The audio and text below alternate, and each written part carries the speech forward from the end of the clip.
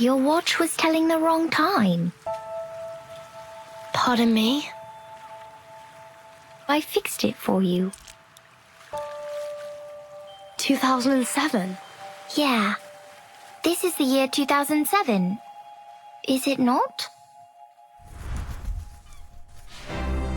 We believe everything can be translated into numbers. Things are made up of numbers. And mathematics is the key to opening the gate of truth. How is this possible? You use a maths model to forecast the storm, and its results perfectly match what the Foundation recorded. We just worked out the patterns in the number sequences. Close your eyes, Vertin. Truth reveal itself to you. Truth. Timekeeper! Watch out!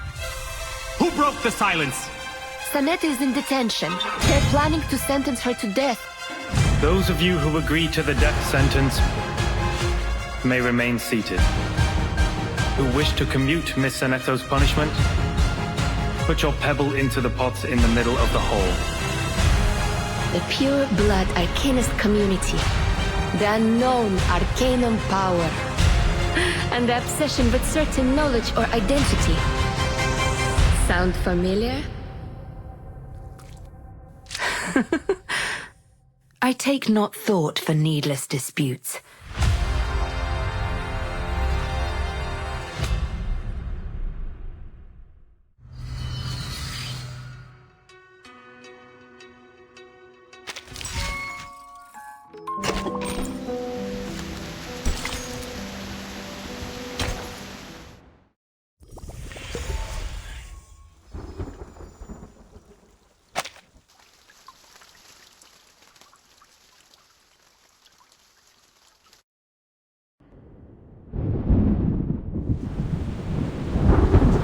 Hold tight!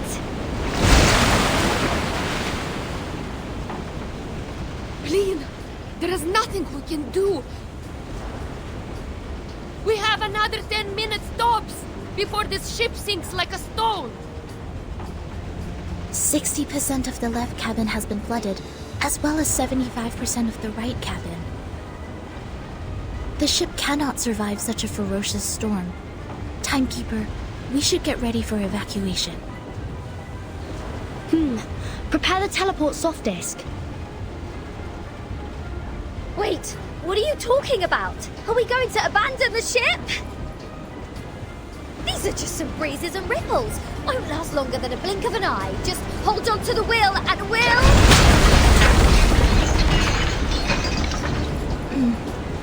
That sounds like the turbine just cracked. Great. So only 2 minutes left. A true captain will never abandon her ship. I've sworn to live and die with Rockin' Apple, the second of its name. Then why is it the second?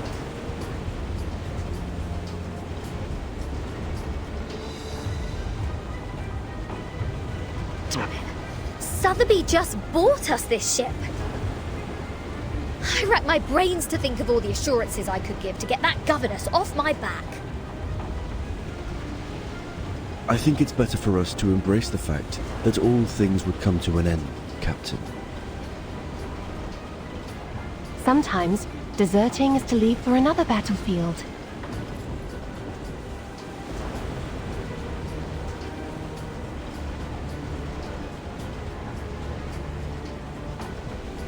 Oh, you're one to talk about deserting.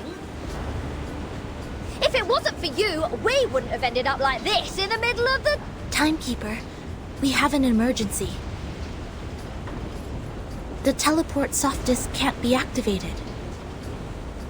I've tried other contingency teleport incantations, but none of them worked in this area. Neither did the communicator. It's as if something is jamming the signal. I see. I have a question for you, Sanetto. Please, Timekeeper. In the field mission evacuation instructions, apart from the part about asking the timekeeper for help. Is there anyone else we can reach out to for rescue?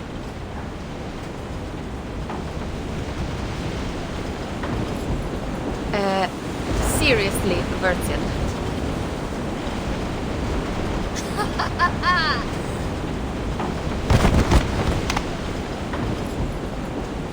I see what's going on now.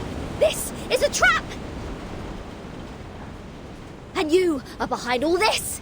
It is you who played that nonsense travel note from 1999 and lured us into this random sea in order to torture us, afflict us, and now feed us to the fish! Go ahead, give us the wicked villain laugh, you manus mole! Quit playing innocent here! I don't know. I mean no harm. Nice try. See what else you got to say when this pirate opens your battery cover and finds Maiden Manus there. Please, do not shake me. If I broadcast how to clean kitchen appliances for you now, will it brighten up your mood? Like hell it will. Can't you see? My ship is going down! Along with my record collection and your battery cover to the bottom of the sea. For good! Even John Lennon can't do anything about it now. I'm terribly sorry. I can't see. I could only touch, hear, and imagine. How about this program? Lesson 101, the express route to heaven one shouldn't miss. I think it would serve you better. I can't stand this anymore. My records, my Dr. Peppers, my pirate radio, my Rockin' Apple II! For crying out loud, what have I done to deserve this?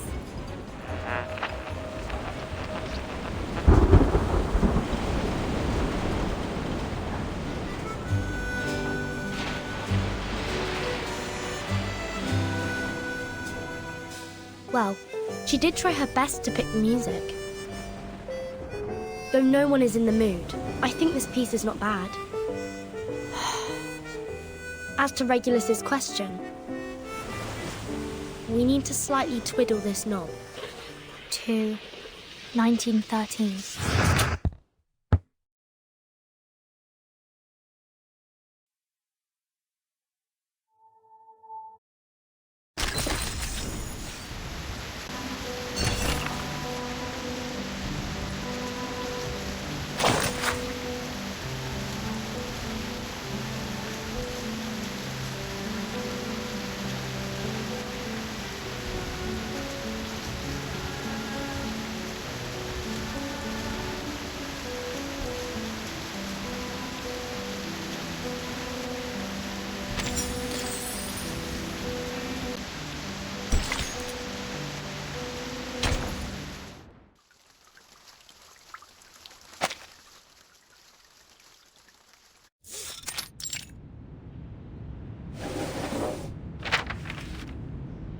This is...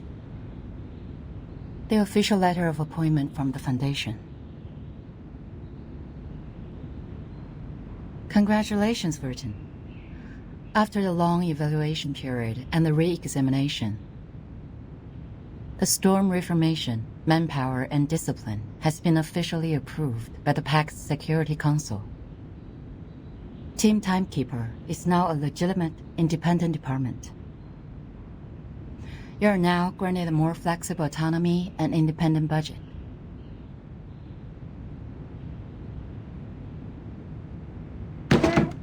What was that? Did you say budget?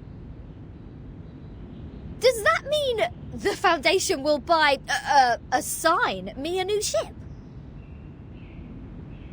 Unfortunately, independent means doesn't rely on others. I can apply for a ship for you, but it's not guaranteed.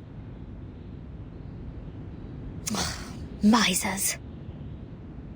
Fine. Not that I wanted an obsolete ship painted in greyish shepherd check.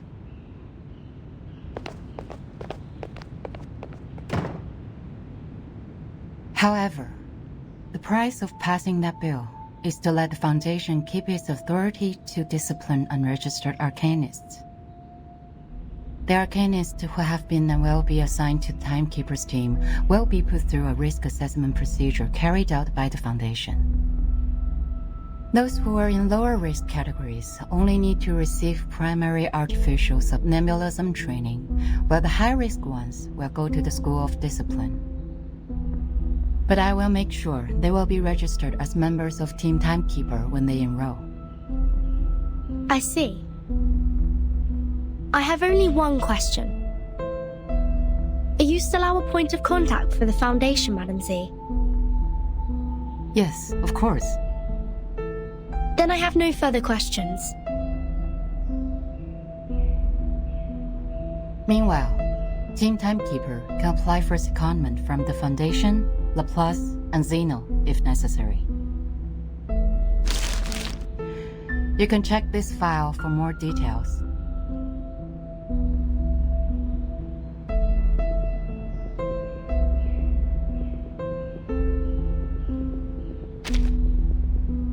It stays the same. Keep investigating the storm and Manus Vindicte. You can make your own plans of action. The Foundation only needs a monthly report on the result. You're the first in command, Virgin. Okay. You already have a target, I assume. That base that Manus used to keep its elite house 4 years ago. It has never been reversed by the storm. I'd like to investigate that place again. So you've been there many times. Well, that'd make a good start for Team Timekeeper. I'll arrange for some people to meet you at the base. I think you'll have a great time together.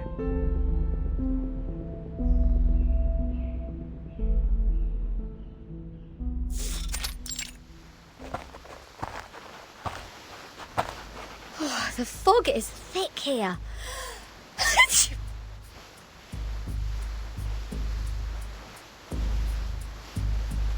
It used to be the nest of Elitiaus, a kind of creature resting in valleys with abundant water resources. What's more, it's winter now.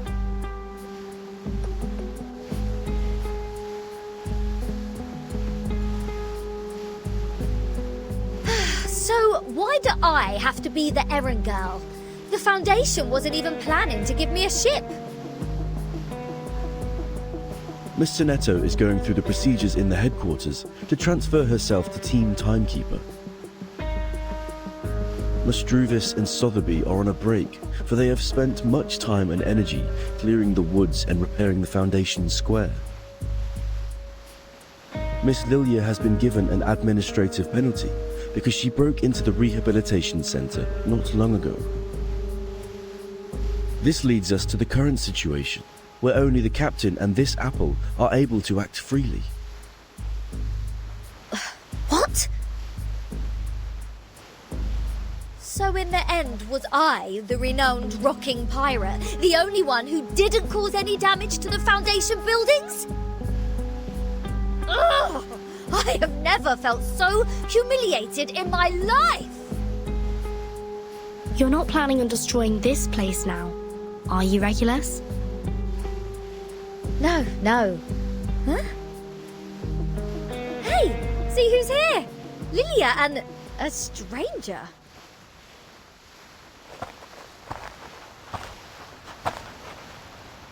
What took you so long? Fell into a gutter?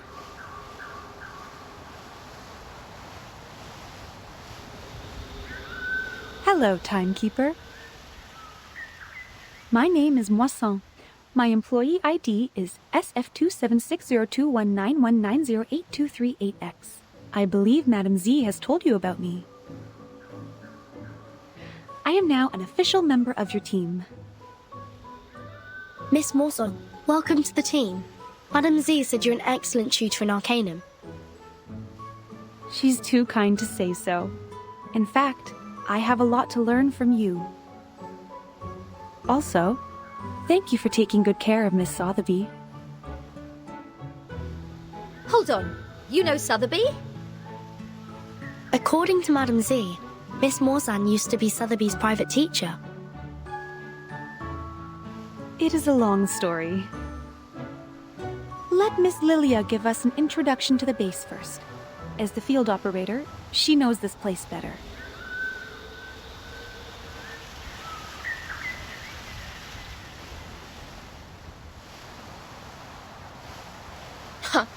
After I got promoted and transferred to the headquarters, those exciting outbound missions have been removed from my schedule. In short, although it's called the base, the only place unaffected by the storm is a narrow, 20-meter-long corridor no larger than a hunter's lodge. My former fellows had already searched this place from top to bottom. Those Laplace dudes had even sent in their lapdogs to search here inch by inch. Found nothing but some excrement of the Alitius and the dog's own poop. There might be some clues that are invisible. Regulus is a specialist in optical arcane skills. Maybe she can find something. A specialist? Well, I'll take that as a compliment. But for the record, compared to searching, hiding treasures is more of a pirate's lot. So if it were up to me to hide treasures in this place... Please hold on for a second, Captain Regulus. The fog seems abnormally thick.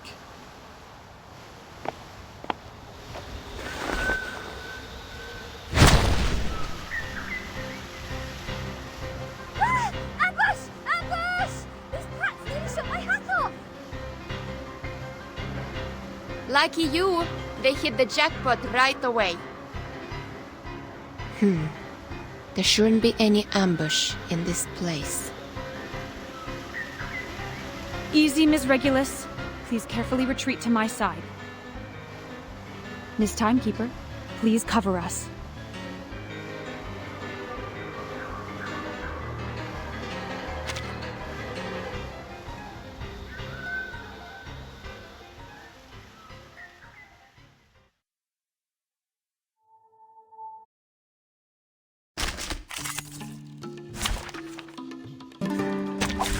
Look at my back. My sword shall each moment, now night.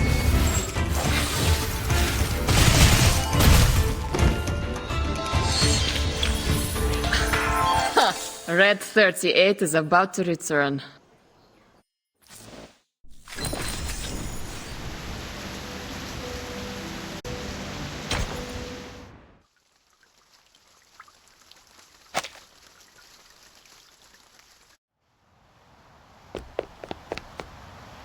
Hold on. It was a misunderstanding, Timekeeper. We attacked to defend ourselves. We are not the enemy.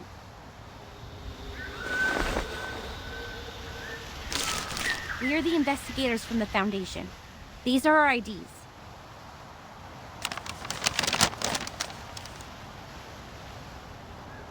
The base has been deserted long ago, right? What's the purpose of the investigation now? The outside world has been reversed to 1913.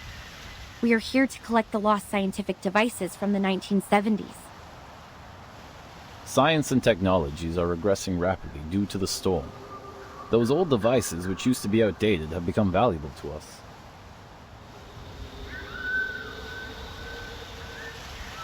I see.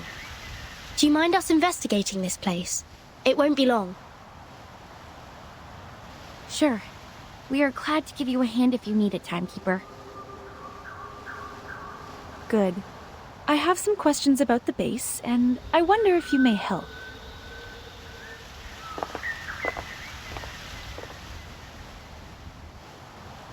So it was just a mistake. Back to treasure hunting now?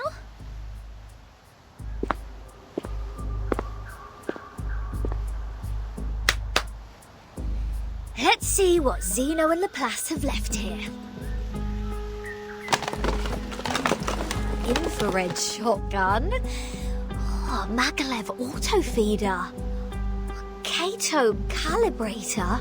Oh, my god! And a full box of Laplace's military chocolate. Vertin! Come check it out! This is all good stuff. Solid MREs. Ahem. This pirate with a heart of gold wouldn't mind tasting it for you. I don't mean to rain on your parade, but even dogs won't eat those things. It makes Alitia's excrement smell better in comparison. That being said, to the best of this apple's knowledge, canine animals shouldn't have consumed any food which contains theobromine anyhow. Then can I have it or not? There is nothing to be worried about, since the captain is not an animal of the Canidae family. Well said, as befits the first mate of mine.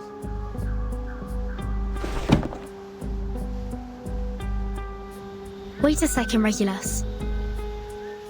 Show me the thing in your arms.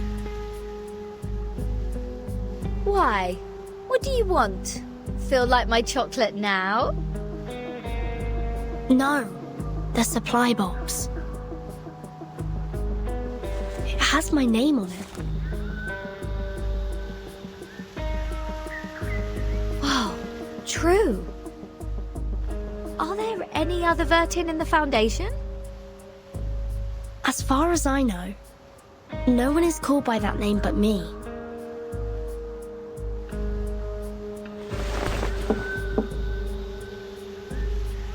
Looks like an ordinary wooden box.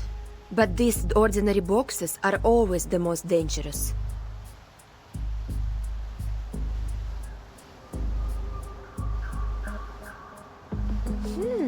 So, turns out we did find something useful in this treasure hunt.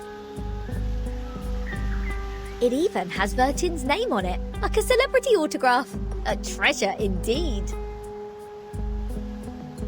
Regulus, wait, don't! No one can stop a pirate from opening her fresh trophy!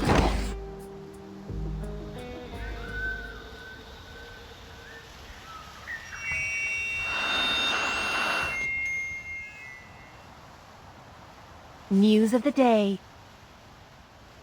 The Outcasts held the 11,231st Pep Rally in the Mammoth Cave, Kentucky. They eventually unanimously passed the principle of dozing in spring, relaxing in summer, slacking off in autumn, and hibernating in winter. Practical Modern Incantations has now been reissued for the 77th time. We are now at the end of the 20th century. This book still remains the #1 book on the list of Most Regretful Purchase on Classic Score by The New Yorker. Biographer Erd has recently published her latest travel notes, Roaming in a Peyron, which has started a new round of craze for traveling in the Aegean Sea region. The chief editor of The Voice of the Millennium strongly recommends this book, praising it to be the literary reproduction of the romantic, elegant, and classical dreams, a glimpse of the golden era. Among them, criticisms abound. The Babylonian Review issued a warning that the author's observation of the Apollo star was fatally inaccurate.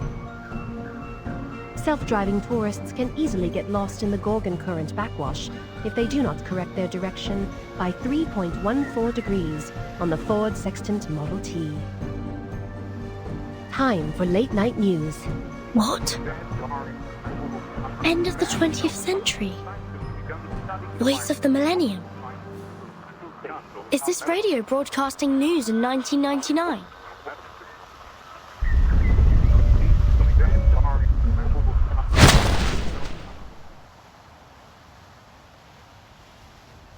Just as I suspected.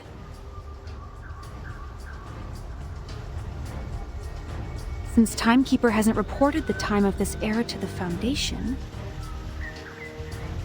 you two, as the Foundation's investigators, shouldn't have known what year this is.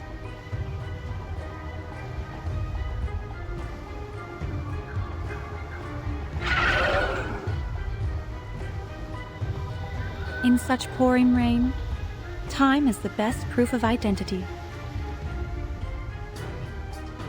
Ha! I get it. Not a bad plot. Miss Morzon, watch your six. Let us help you.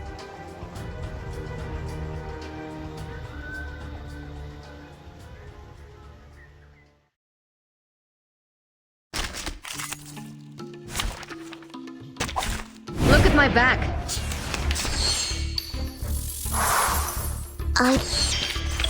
They are much naughtier than the Foundation's kids.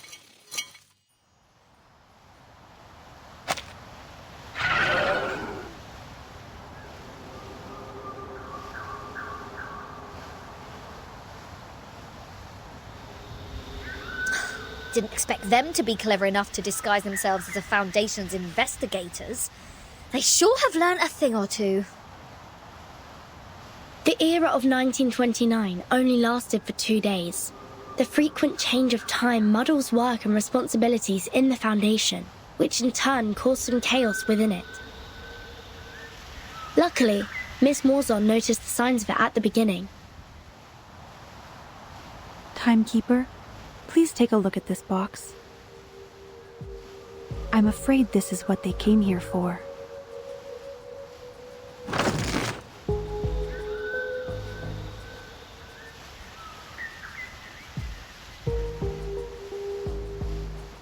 This is the Manus Marsh they used to stay immune to the storm.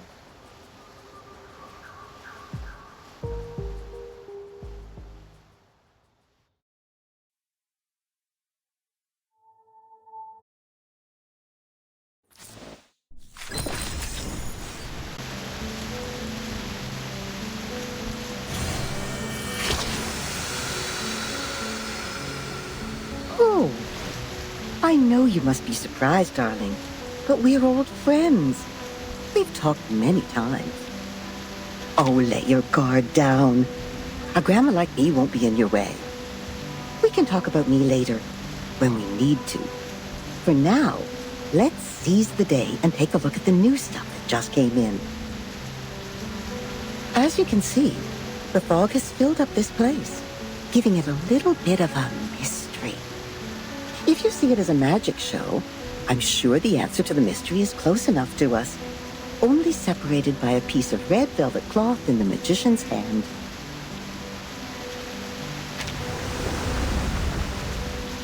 Now, darling, open the door and go through it. That's what it's for, as well as what makes it better than a wall. Don't you think? Whether it's locked or not, the door itself is already a sign of seduction. It's waiting for someone to pry into its little secrets. Even eagerly, I suppose?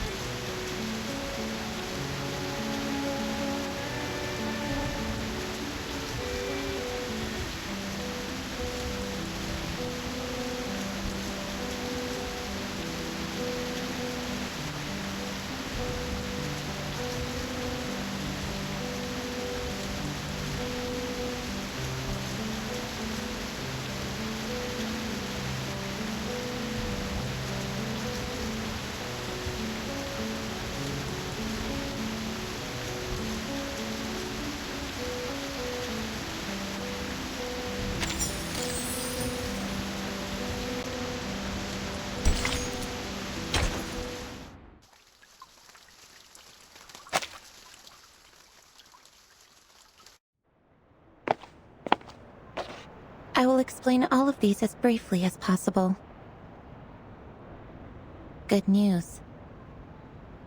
The analysis report on the mask you submitted to the Scientific Computing Center is now available, Timekeeper. We found the same component in it as the raindrop from the storm.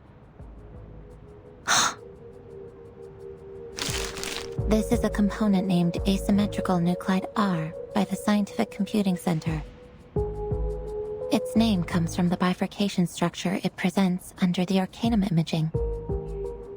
The Scientific Computing Center has also run some tests on the samples of the raindrops you previously submitted.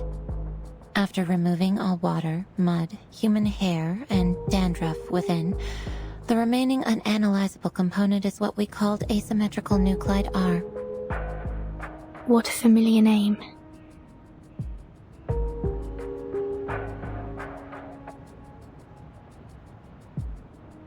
But it disappeared right away, and we only have a photo of it. Fortunately, we extracted the stable form of it from the Manus mask. It might be the key to staying immune to the storm. Does that mean it'll be possible for the Scientific Computing Center to develop protective gears which are immune to the storm? Like the Manus does? Seems to be so. A credit to you. The whole center is crazy about it, and I am responsible for passing along the good news on behalf of my fatigued colleagues, who stayed up all night and suffered from neurasthenia.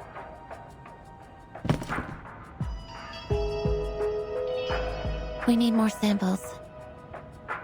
This is a sampling device for asymmetrical nuclide R. It's the one and only. The manual is in the interlayer. I'll be careful. Thank you, Mesmer. Don't be. I'm just delivering this for someone else.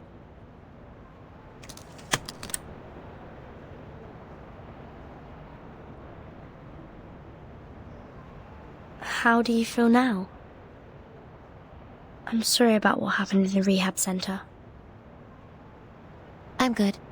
It just helped me further verify some factual information about Arcanists. It's just...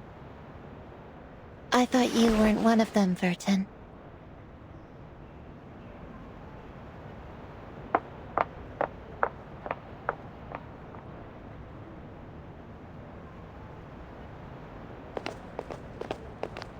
I just heard some spirit-lifting news at the hall.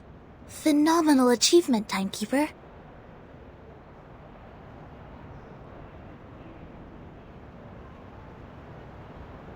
It's a tremendous breakthrough in our fight with Manus Vindictae. Everyone at the headquarters is cheering. Although, I don't know what this component really is. Is it a kind of ritual? Or a unique substance? That'll be the next thing to find out in our investigation, I think. Manus Vindictae always has more information on the storm and how to be immune to it. We've been trying our best to keep up with their progress. Fortunately, now we have another direction. Oh, and these are the files you asked me to search for.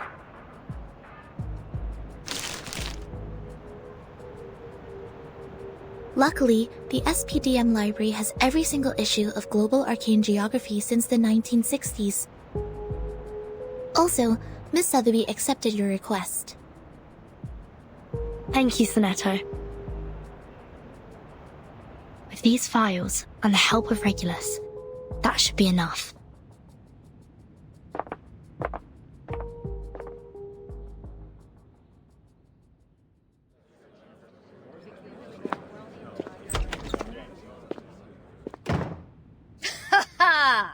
Yeah, go on. What else do you get except for playing dumb, you cunning flower-headed tin box? Speak! Tell us what you know!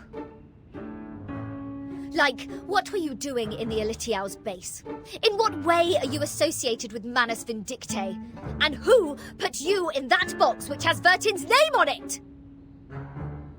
I have no idea.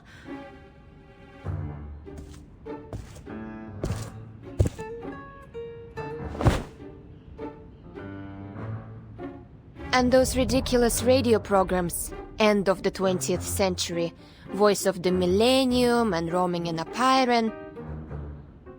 Don't waste our time. Otherwise, we have no choice but bathe you with this bottle of vodka. Jeez, do you really mean that? Anything less cruel? Formalin, of course! I never waste my drinks. Yeah, that's more like it.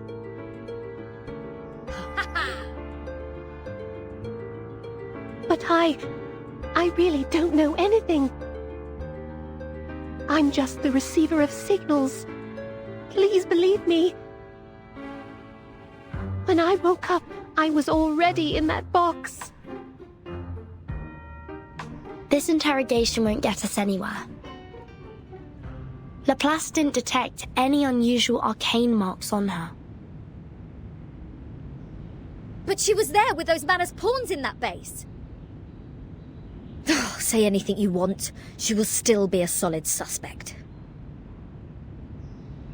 Yes, I understand what you mean. But for now, the evidence can't support our speculation. A field trip may be helpful, I guess. What's your plan? Will you come with me? I've informed Madame Z. This will be the first official field mission of our team. Sotheby and Druvis are still on leave. They will not take part in this action. While Miss Morzon will stay put in the Foundation's headquarters as our contact. Wait, a field mission? Didn't we just come back from that Elitial base? Besides, where is this field? The Apollo star we just heard about means the sun. The Ford Sextant Model T is an arcane device produced in the early 19th century. The Scientific Computing Center has one of those as a part of their collection. The Gorgon current is mostly created in the Aegean Sea, near the Balkan Peninsula. I remembered an Arcanum magazine in the 1970s had a detailed article about this and introduced the circulating current. I read it in the periodical room in SPDM. The current will be flowing backwards every time the Earth is at aphelion and perihelion. This is also known as the current reversal, which is on the 3rd day of January and July this year. And the time in the outside world is...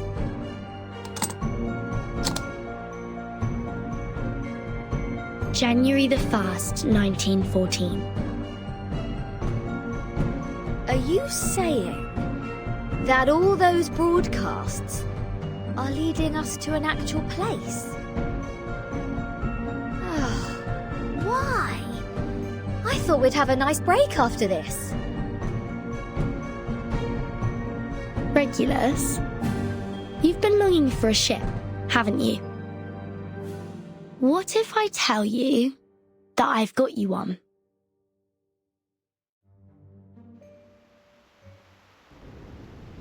Now, hold on a second. Come to think of it, it wasn't the flower-headed radio thingy who tricked me into the Aegean Sea. It was Vertin! Watch out! The big waves! Нет, this is enough! SU-01B! Wait, Lilia! Are you sure about taking off in such stormy weather? This isn't a normal storm. Something is attacking us from the ocean! I need to pull it out! You guys go study that whatever instruction right now.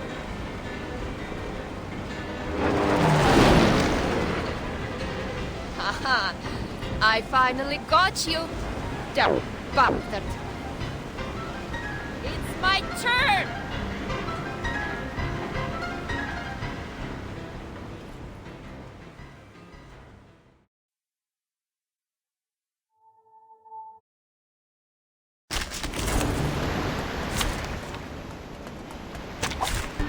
Peace be with us.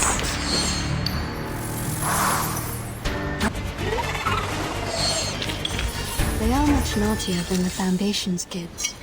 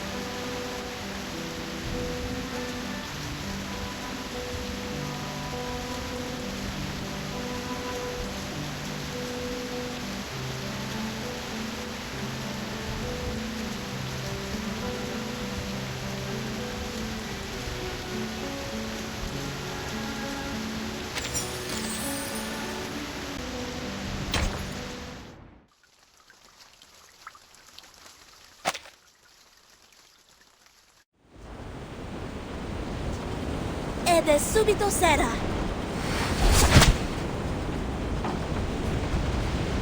Well done, Sinetto. Now cut the other halyard. We need to reduce the angle of attack and depower the ship. Roger that. But we can't stay like this for long. Bertin, have you thought of anything? It's not working. I've tried different ways, but the Tempest blocked every signal I sent for help. So is that it? We are as good as dead? Wait, there might be another way. I'm sorry, Miss Radio. I need to borrow you for a second. Huh?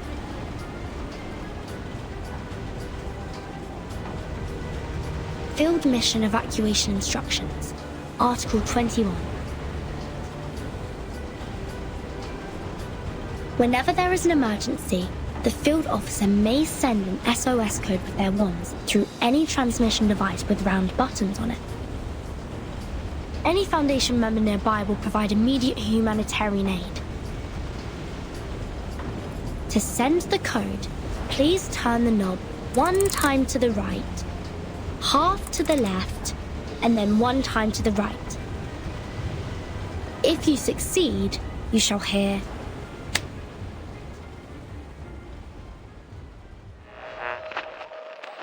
May the peace be with you. I've never seen such a tremendous visual.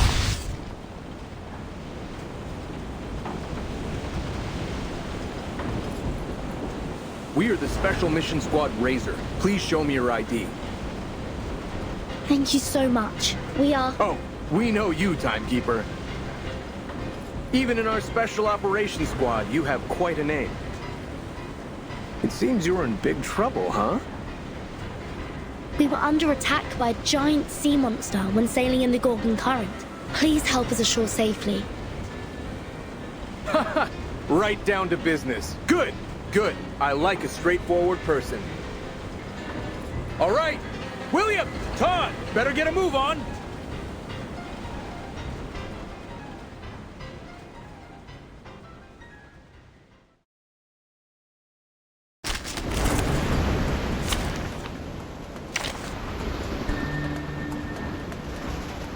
Let's go where trees and grass grow.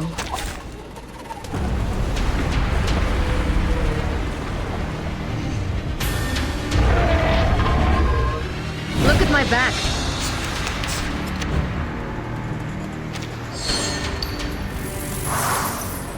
A sword shot. Wanna watch the airborne?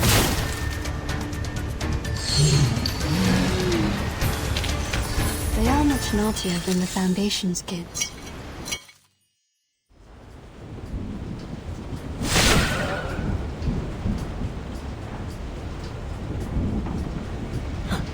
Incredible! Is that a full-sized Gorgon? I've only read about this ancient sea monster in literatures.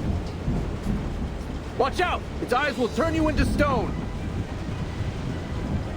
There has been no witness report of a Gorgon since the 12th century. I thought the current was simply named after the mythology. Well, it's my privilege to have the chance to fight against it, huh? William, Todd, let's see who gets it down first! Entities should not be multiplied unnecessarily. Captain, I hope you still remember our founding motto.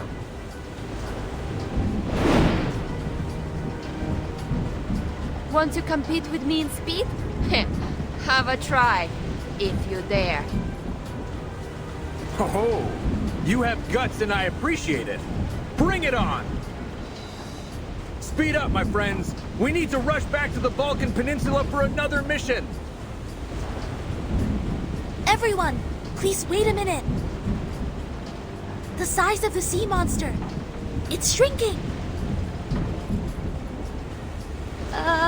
What's happening now? It's gone out of sight.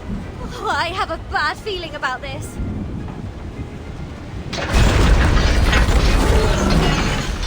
Not good. It's crawling into the cabin. It plans to tear the ship apart from the inside. Everyone watch out!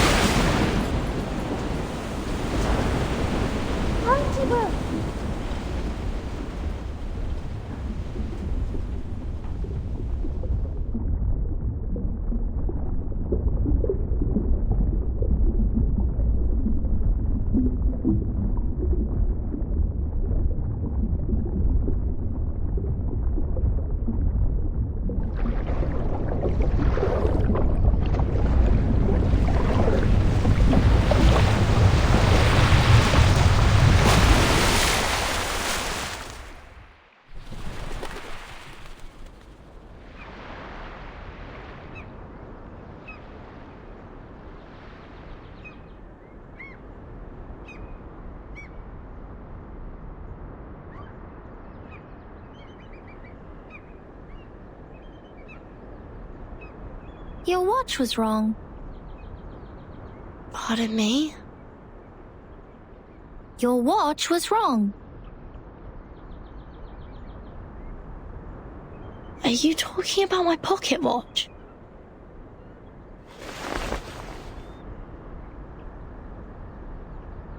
Your watch was losing time, so I fixed it for you.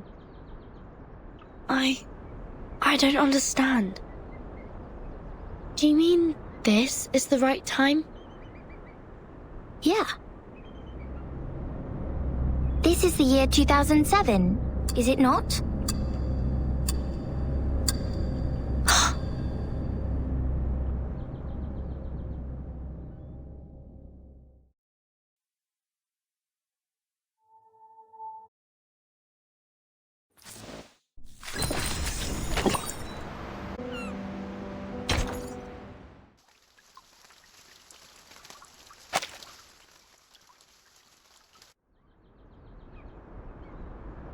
You're saying we're in 2007?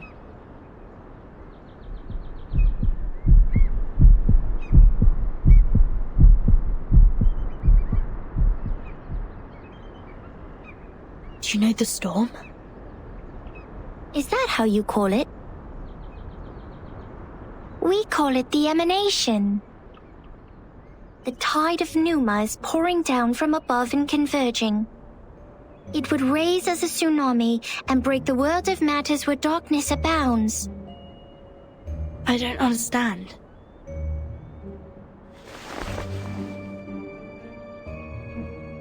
This shouldn't be hard for you to understand. You are also a real number. I am 37. What's your number? I'm Vartan. No. I'm asking your number. The scripture says only the people who are still in search of their essences would identify themselves by a combination of meaningless phonetic symbols. Well, so you don't know your number yet. Just like Sophia.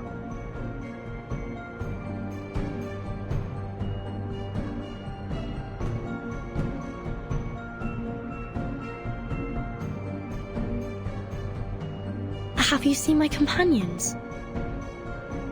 Yes. Are you looking for the integer or the fraction? Or the irrational number? Or the imaginary number? What? Integers are the living example of virtues. Fractions can be understood through specific means.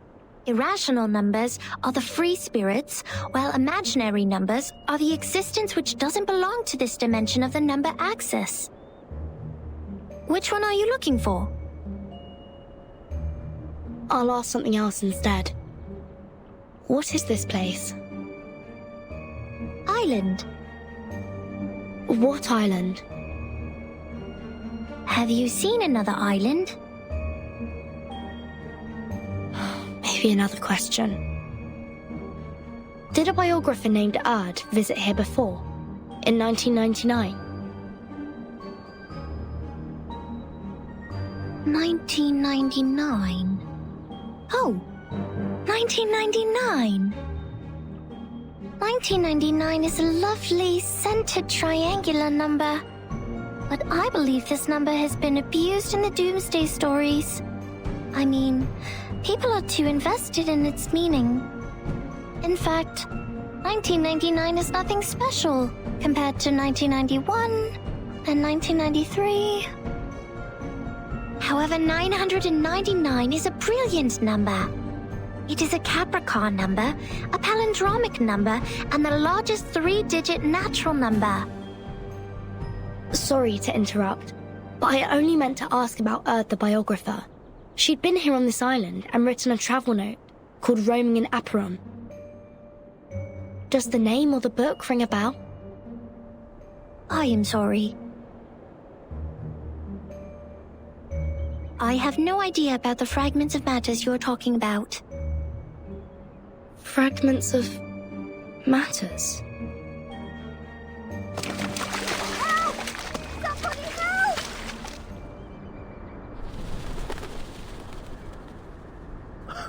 Captain, you should go. This apple's arm has... No! Mr. Apple, stay with me for a little longer. Piss off! Shush! You wicked dolphins! Mr. Apple is not your breakfast, nor are my records! Huh? Isn't that Vertin? Vertin! Are you done with the standing and staring? Come give us a hand!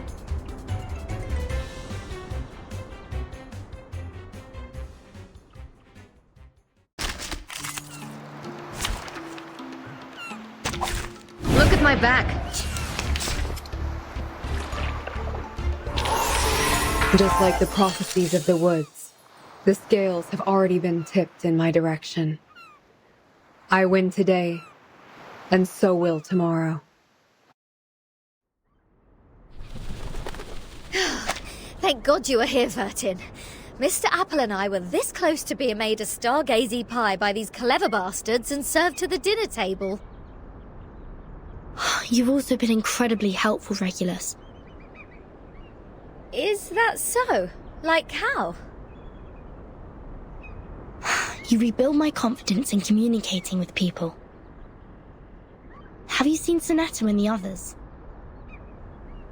No, I woke up on a dolphin's back. Thought they had saved my life at first, and was quite grateful to them, but the next moment they just started all the beating and biting. They think you are an irrational number. That's why they bit you. Whoa! This little lady made me jump.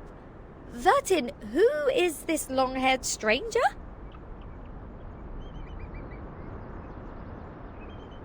Timekeeper. Thank goodness you are all safe and sound. Lilia's on her way.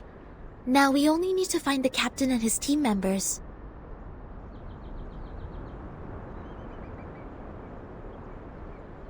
Sonetto. These people are... They are the Apuron believers.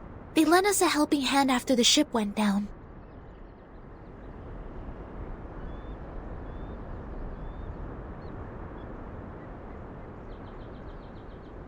Not at all. An integer is under an obligation to help his kind. Miss Sonetto, have you found your friends? Yes, only the members of the Razor Squad are still missing. They also belong to the St. Pavlov Foundation like we do. Imaginary numbers are not of our concern. Imaginary numbers? You should not linger here if you have already found your lost friends. We will provide a boat for you to leave. Our school of thought does not accommodate uninvited guests.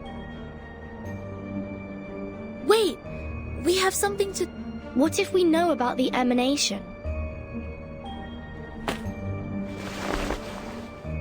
We are the investigators from St. Pavlov Foundation.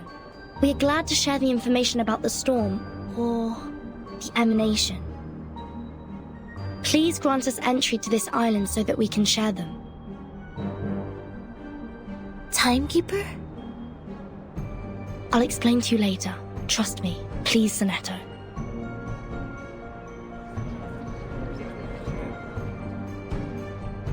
Come this way. We will talk. However, only integers and fractions are welcomed here.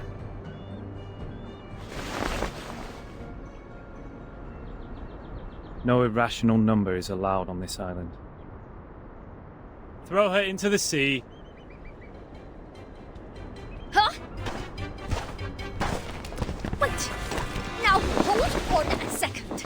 I said hold!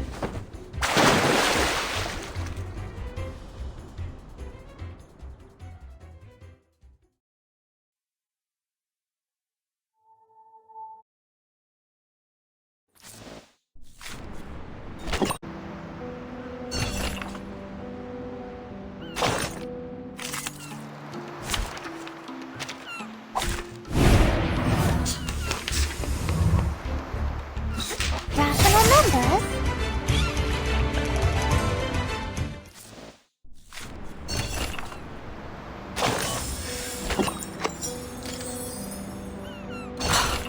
still look confused. I know, darling. You haven't even vomited up the mouthfuls of seawater you ingested deep into your stomach. Just relax and lie where you are. You don't have to get back on your feet right away. Usually, yes.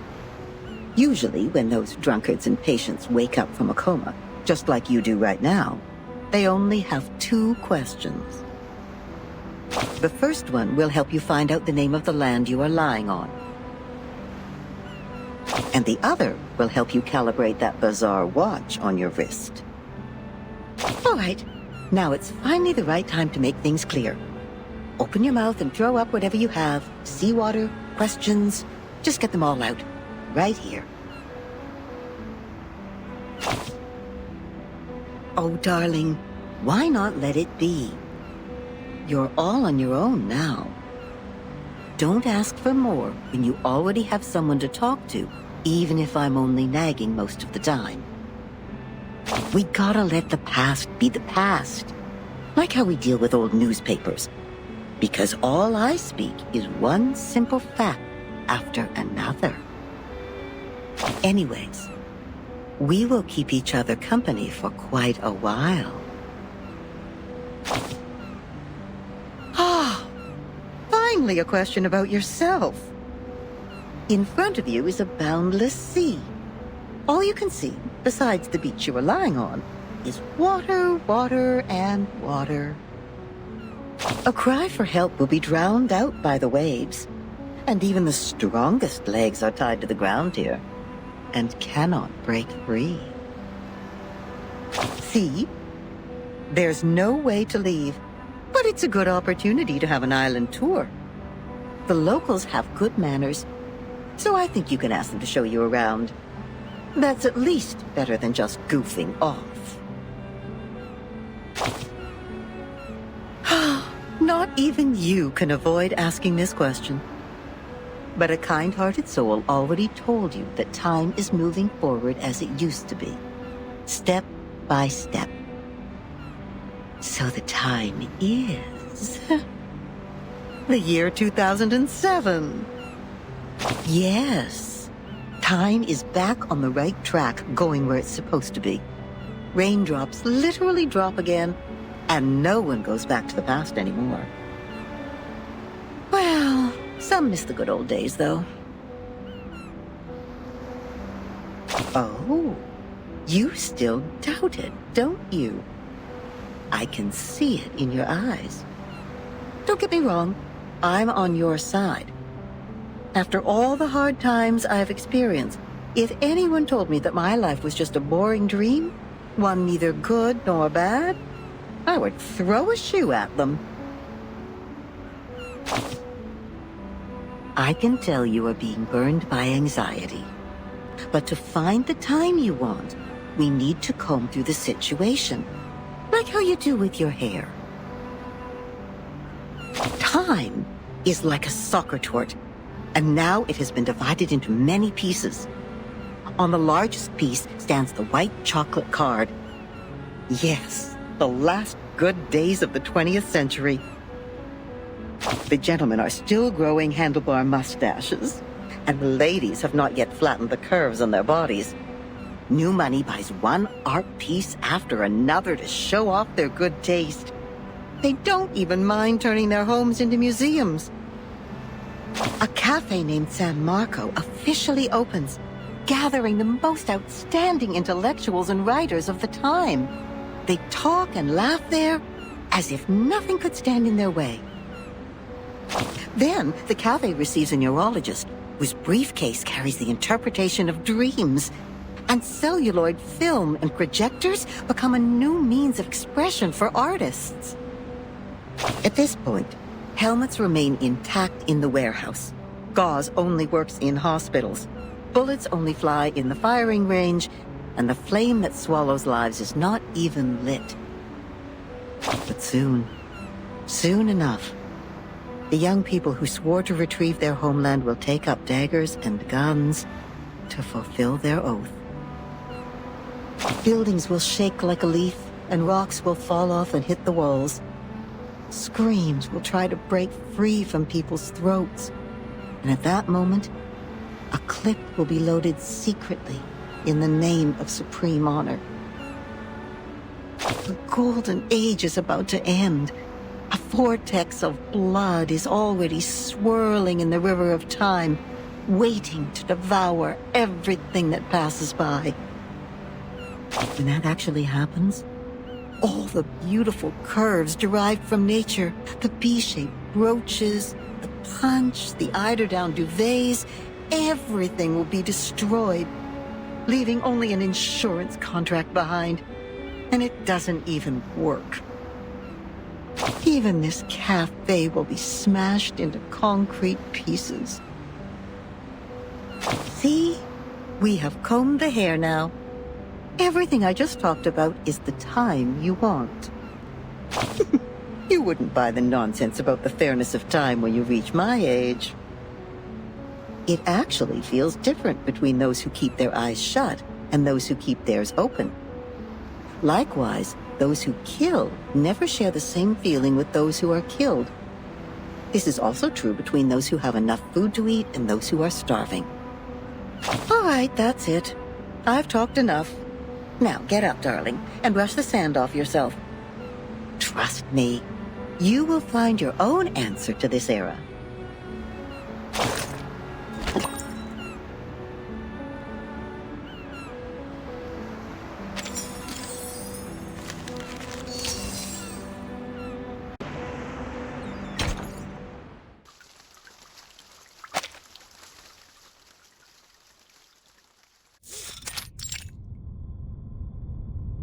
Yes, all is well. Those dolphins sent us to the other side of the currents. And one more thing, Captain, and I'm asking this with no ill intention. May I know your lineage?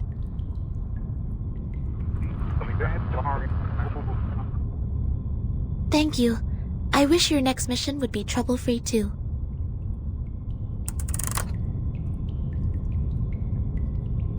The members of the Razor Squad are all humans. It's clear then. Real numbers refer to arcanists, and imaginary numbers mean humans. Then what is the rest of this nonsense? Sonetto, Vertin, and this apple are integers. While Miss Lilia and I are fractions. Don't bother asking. I'm pure blood. This apple is also made of pure apple juice. I only consume 1.5 volt DC.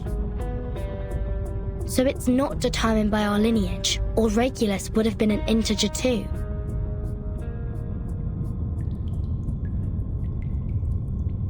So why on earth am I the irrational number? Why only me?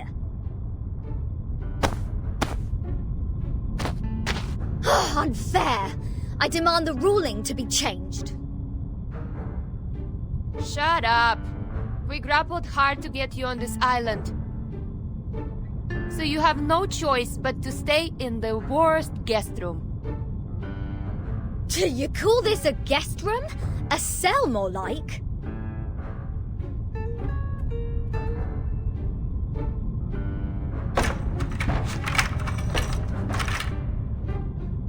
Perhaps this piece of news will cheer you up. We are prisoners in the world, and our body is the cage of the soul. Oh, cut me a break. Might as well play us some rock music.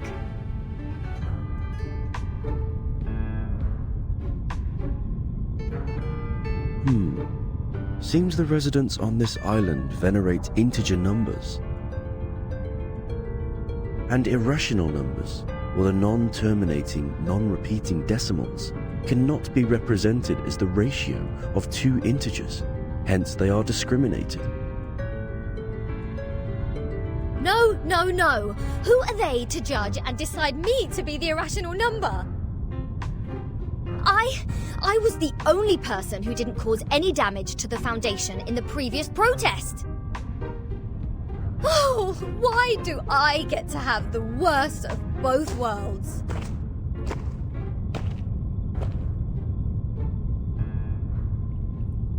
I've requested information from Ms. Muzzle about Apiron, but it will take some time for the files to come in. The captain of the Razor's Special Operations Squad told me this might be a settlement of a group of Arcanists who have been long cut off from the world. Unlike other unregistered Arcanists, these people chose not to live alongside the humans. They still lead an ancient Arcanist way of life and follow the old customs. We must be meticulous when getting in touch with them. But they used modern mathematical terms. And that girl talked about Caprica. He was an Indian mathematician active in the first half of the 20th century. I think they are not living in complete isolation. They are still in contact with the outside world. This place wouldn't be affected by the storm, just like the Elitiao base, Foundation headquarters, and my suitcase. The travel notes in 1999, Manus Vindictae showing up in Elitiao's base. The storm, or emanation, they must be somehow connected. And we'll find our answer here, I think. Very energetic, Capitan. By the way, how come nobody's here to welcome us? They wouldn't suddenly decide to detain us all just because we have an irrational number here, right? I'm with you all the time.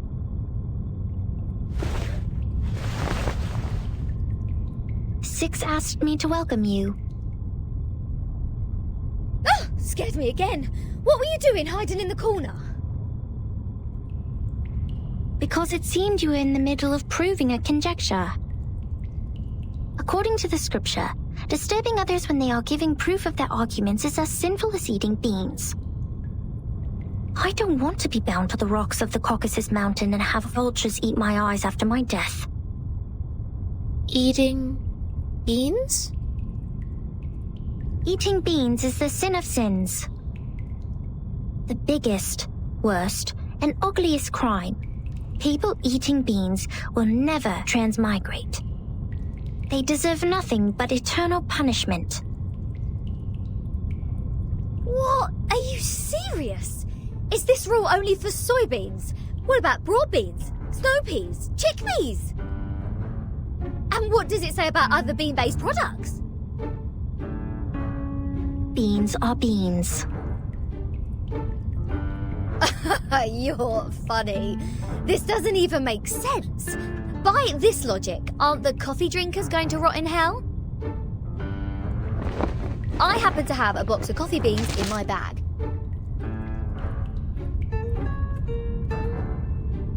If I put one coffee bean in my mouth, will the vulture get me right away? No way! Whoa, easy, mate. Do you want to get physical? This pirate is not scared of you.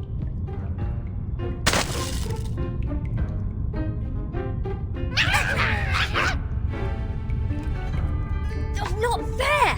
The critters are coming to your aid! This is not good. We need to separate them.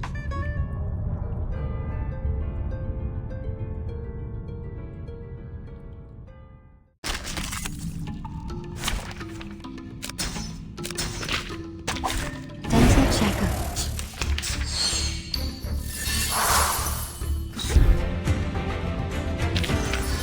Just like the prophecies of the woods, the scales have already been tipped in my direction.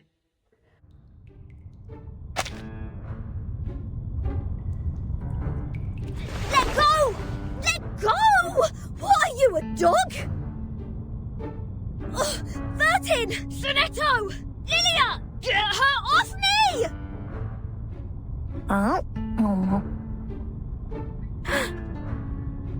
What is going on here? 37, let go of the guest's head. Now.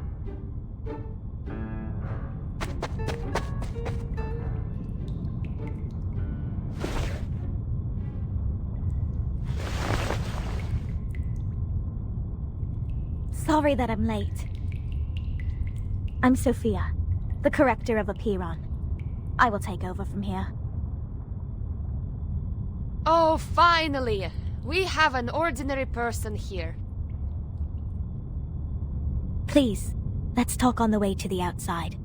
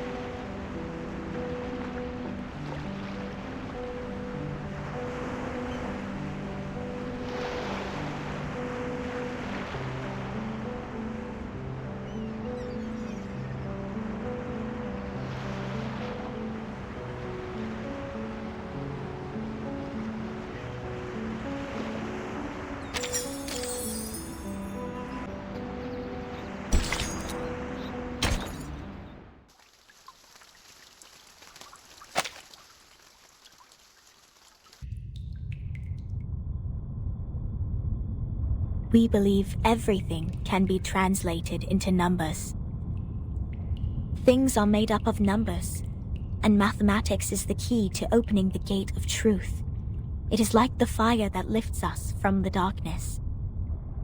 This world may decay in time, but numbers will transcend the limit placed for all other things in existence. And if one can take up the challenges and improve oneself with practice, they may clear their thoughts and find out their truth. That is, to find out the number of their soul. Oh, this is more like a place for proper conversations. Broad, open, as vast as the high seas. Hold your horses, Miss Regulus. If you were to speak of consuming beans again, I will have no choice but to send you into the depths of the sea. Fine, fine. I haven't done anything yet. Miss Sophia, could you please repeat all the taboos on the island? It was too dark in there. I didn't take them all down. Worry not, Miss Sonetto. I have them all recorded.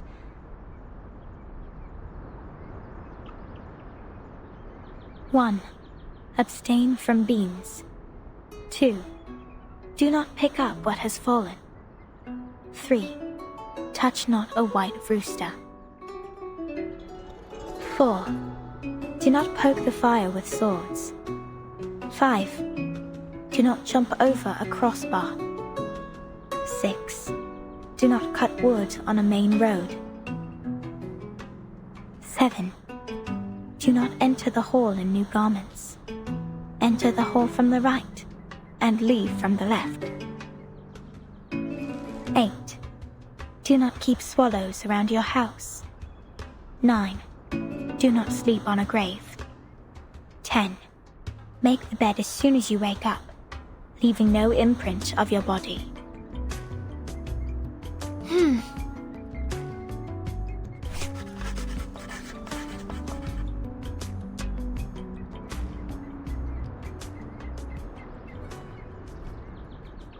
What strange obsessions are these? Even the police in London would be less officious. This is an archaic arcanist group we're dealing with. I assume they have their own reason for these. But what else are we going to do if we can't pick up the things on the ground? Just let it rot? Oh, this doesn't even make sense. You are indeed an irrational number. Huh? What about me? Though I can't identify the exact number of yours, it's never too hard to tell the number types. Like you, You are a very typical irrational number. Irrational numbers are disobedient, sometimes unreasonable, and they hardly play by any rules. Just like the non-terminating random numbers following its decimal. These numbers are the floating points, or the noises. People of this type are the random ones whose actions show no pattern whatsoever. Disobedient, unreasonable, never play by the rules. So that's what their judgment is based on. Oh, she even gets the rock and roll part right. Stop pulling my leg! This pirate will not so easily be defined. What about you? What's your number then? I'm still learning. My time to reveal my number has not come yet. Oh, you don't know? Well, I can help you with that. You are an irrational number too.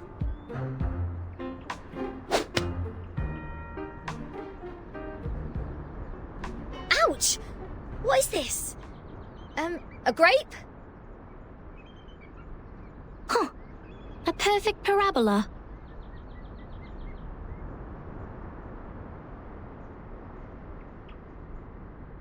Oh, it's you again. I won't be bettered in a fight this time.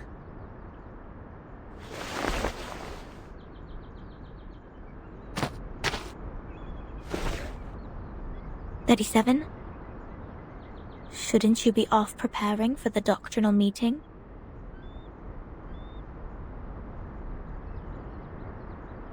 Six asked me to take care of our guests. But I'm usually the one who receives the guests. Engaging with strangers might be a little difficult for you. There's no causal link in these two events. People always bother you with trifles only because you're fine with it. Do not sleep on a grave, and do not cut wood on a main road. Idleness is the cause of the breakage of one's flesh and soul in the long journey of perfecting oneself. Those who have not yet found their numbers have even fewer excuses to be indolent. Besides, why would you place the head of a guest in your mouth? She said she's going to eat beans. That does not justify your action. Come to think of it, is she safe to bite if she had consumed the beans? Wouldn't that make you the bean eater as well? The right way to deal with this is to throw the offenders into the sea. Let the Gorgon current take them and confine them in the ever-repeating circular motion. Oh yeah, this is the most optimal solution. How come you didn't think of it? This is one of the most basic set problems. Hello? Are we done with the chit-chatting? Conspiring to my face to throw me in the sea. Mind you, this pirate's tolerance has limits.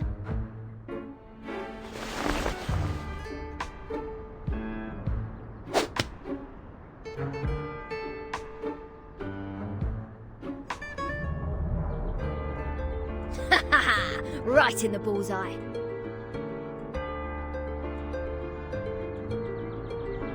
What? What's that look on your faces? An eye for an eye, a tooth for a tooth. I didn't start this. Regulus, did you just pick up the grape that 37 threw at you earlier from the ground? Did you just violate the rule of not to pick up what has fallen? What?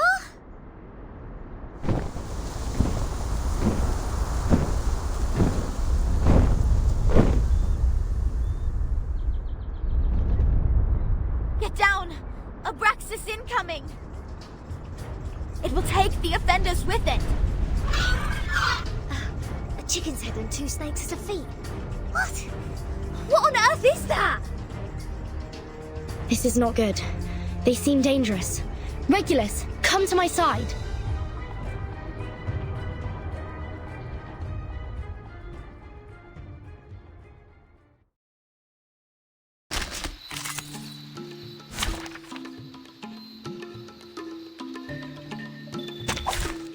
my back.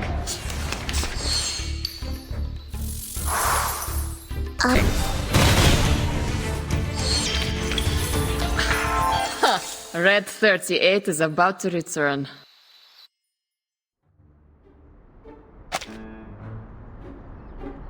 Regulus!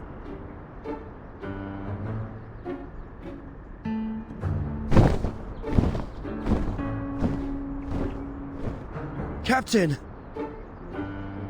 I can't leave her alone. This apple shall follow her.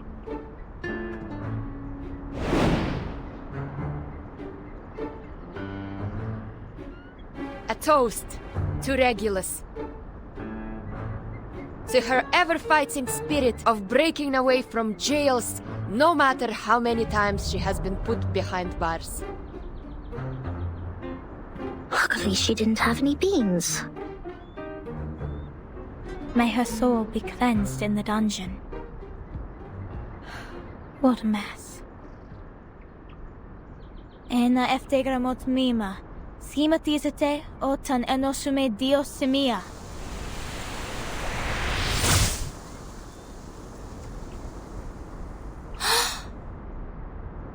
Timekeeper, did you see that?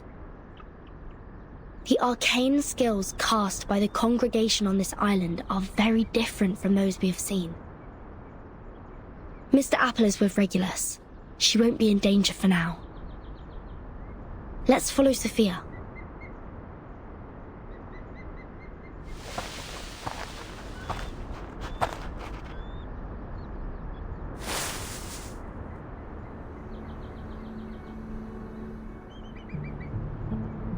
We have wasted too much time on unnecessary matters. Miss Verton, this is the place you've journeyed to visit. The Hall of Apiron. This is where we share our knowledge of Numa, which is also the storm you've been referring to.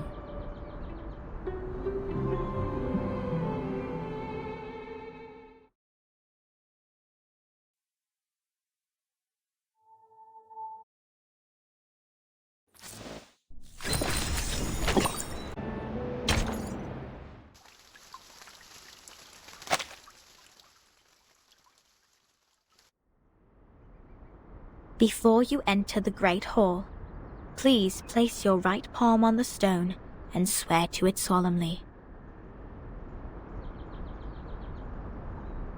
I wish to be baptized in the water of Gnosis and be rid of the long darkness of ignorance. I ask my tongue to be taken, for it has spoken mindless words, and I shall stay silent for the truth. I choose to leave the fragments of matters behind me and enter the great hall of forms as clean as a newborn. I swear to let matters stay in the world of matter and a form in the world of forms. I swear to reveal no secrets, or my heart shall be taken by the vulture, my body consumed in flames, my soul trapped in the endless wheel of birth.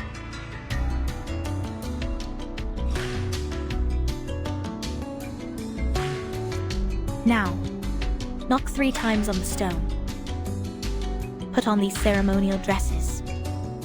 That'd be all. Remember to enter the hall from the right, and leave from the left. You are the humblest audience here, hence not allowed to speak. Please, stay quiet, and keep the secrets you heard at heart. I will arrange your meeting with 6 after this. No problem. Miss Sophia, could you give us some privacy? Please, enjoy. I have nothing more to say.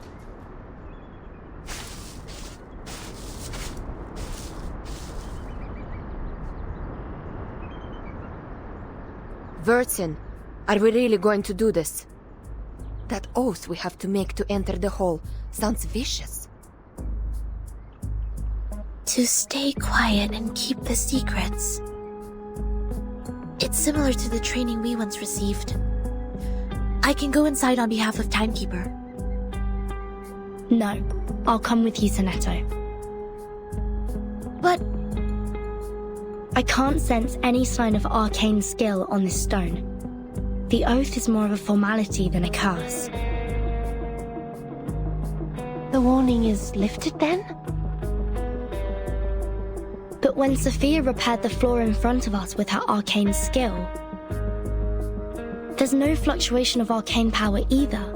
I can't even sense the slightest signs.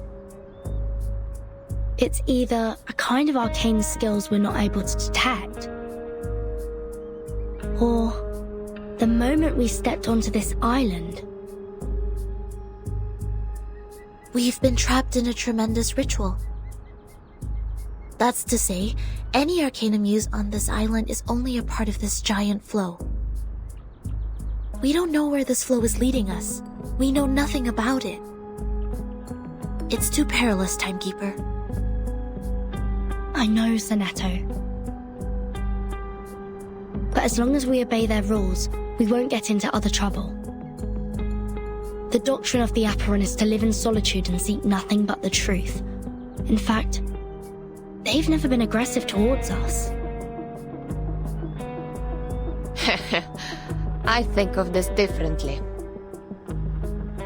Think, the pure-blood arcanist community, the unknown arcanum power, and the obsession with certain knowledge or identity. Sound familiar? Yet, we haven't spotted any traces of the Manus here. Manus Vindictae is like the rat living in the gutter. I don't think they will let go such a favorable chance. Which means we need to find out the truth. I believe in Timekeeper.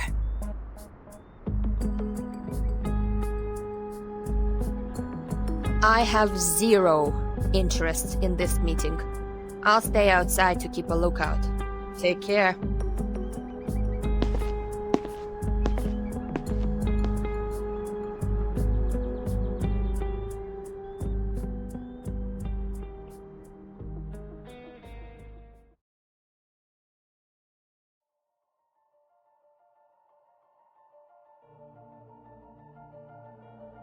I wish to be baptized in the water of Gnosis and be rid of the long darkness of ignorance. I ask my tongue to be taken, for it has spoken mindless words, and I shall stay silent for the truth. I choose to leave the fragments of matters behind me and enter the great hall of forms as clean as a newborn. I swear to let matter stay in the world of matter, and a form in the world of forms. I swear to reveal no secrets. Or my heart shall be taken by the vulture, my body consumed in flames, my soul trapped in the endless wheel of birth.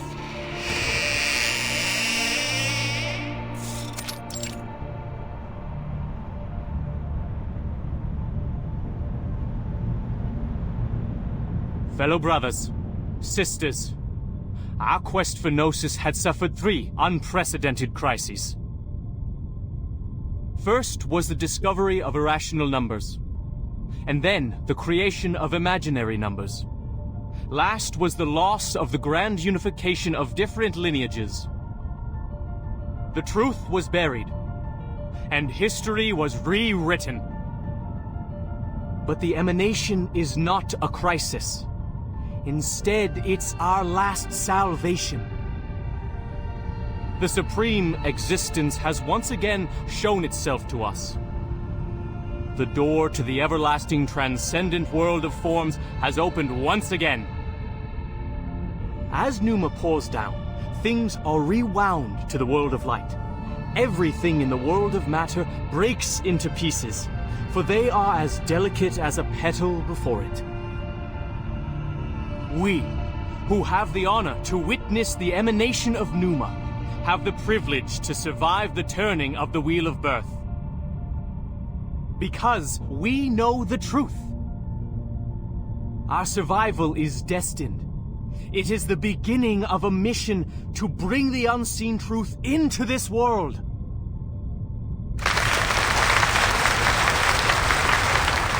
Thank you. The next orator is 37, our smallest irregular prime, and the brightest star of Hermes.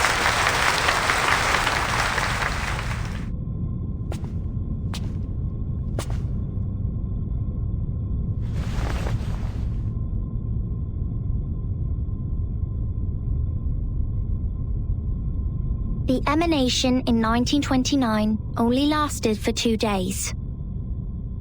All methods to calculate the Numa emanation failed. We found no pattern in the occurrence of time reversal. All our efforts in the past 4 years have gone completely wasted.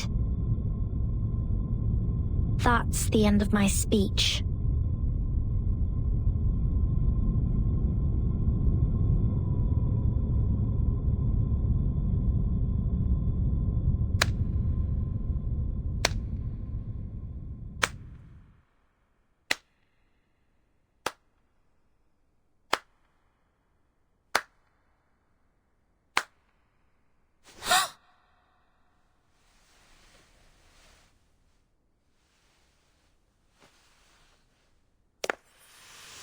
Regna sereno, intenso ed infinito. Shh. Who did that? Who broke the silence?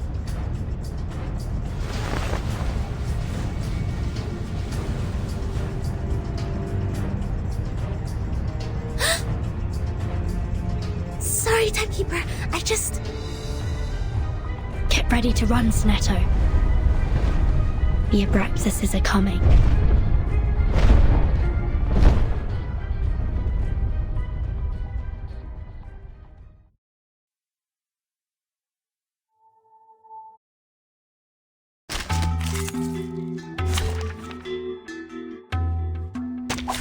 May the peace be with us.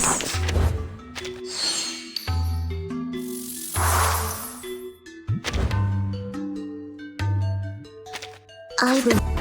Swallow my exhaust!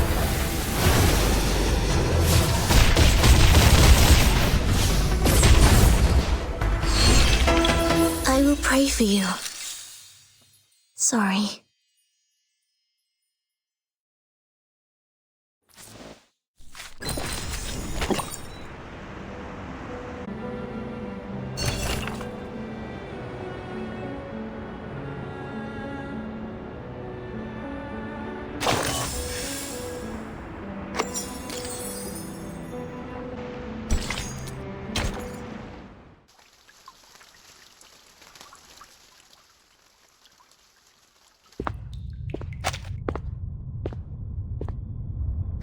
Can somebody tell me why I constantly get locked up ever since I've known Vertin?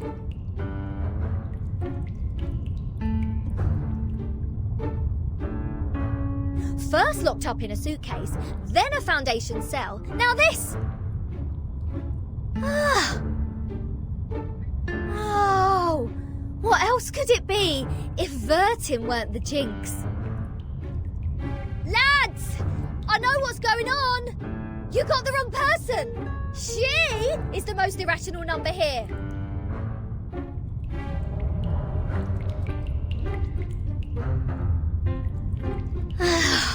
I'm knocked. What does it say here?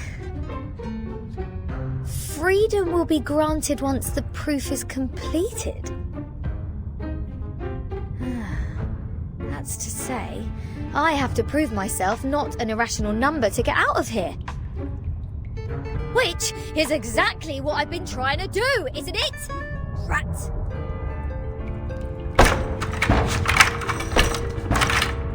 Ugh!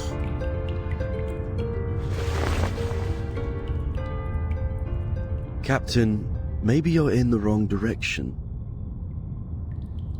This apple presumes that the followers on this island have a close connection with Pythagoreanism. Pythagoras? That ancient Greek mathematician? The guy who said something about the opposite side of a right triangle? Isn't he the guy who lives in sometime BC? Maths is only a part of the Pythagoreans' achievement. But from a more universal perspective, they are a mysterious group of scholars.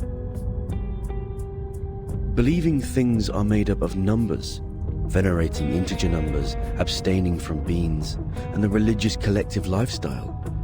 These are all pointing to Pythagoreanism. The earliest Pythagorean school perished because of the discovery of irrational numbers, which explains their odium of it. At that time, a deviant student named Hippasus discovered root 2, and the theories based on the ratio of integers they hold dear were upended. Hippasus himself was drowned in the sea. This apple assumes they see the integers as the standard of virtue, and people can increase the number they rank through study and self-improvement. Besides, they are convinced that a numerical code is hidden in everything and everyone. Whoever can solve the code can obtain the truth of the world. Alright, now I know what's going on.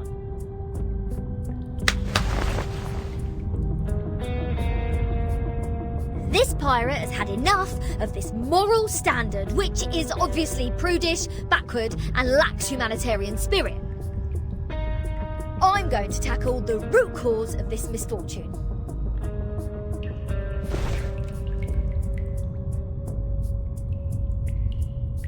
I'm breaking out! Why am I not surprised? The captain quickly gives the sufficient and prerequisite condition to prove herself an irrational number. This apple may be able to offer some help.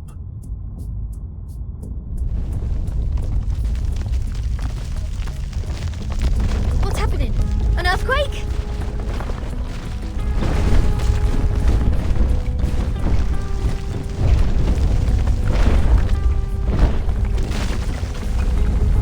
All Abraxases are flying in the same direction. Is this their habit, or...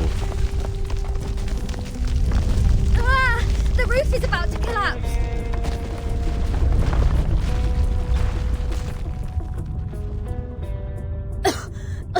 Sofa! This place has made the London Juvenile Detention Centre a heaven on earth.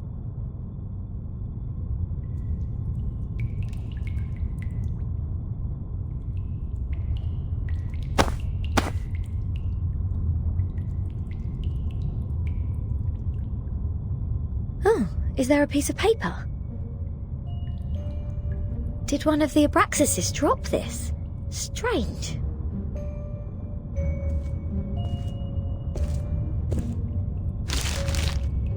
The unsolvable puzzle. Is this a math problem? 0.4, 0.7, 1, 1.6, 2.8, 5.2, 10 and 19.6. 8 numbers in total are listed in this order. There are 8 symbols below, respectively representing the Sun, Mercury, Venus, Earth, Mars, Jupiter, Saturn and Uranus. Maybe it is a hint that we should fill the symbols in the blank box after the numbers. That sign says to complete the proof. Does it mean to solve this puzzle?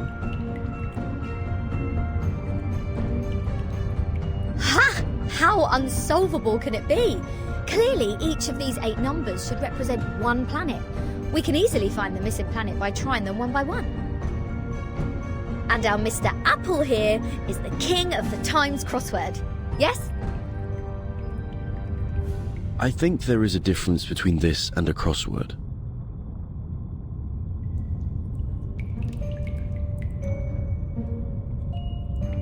In this apple's humble opinion, the ratio of certain numbers should match this number sequence, such as the radius, volume, or rotation period.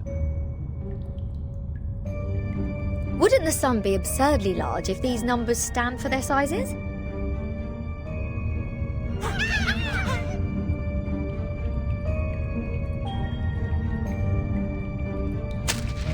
Hey! The underground critters are back! Go away! Don't touch my notes! It's not your food!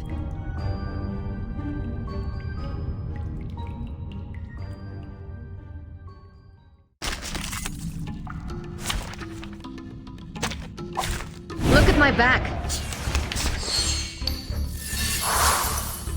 Ha sempre caro mi su quest'ermo cole. They are much naughtier than the Foundation's kids.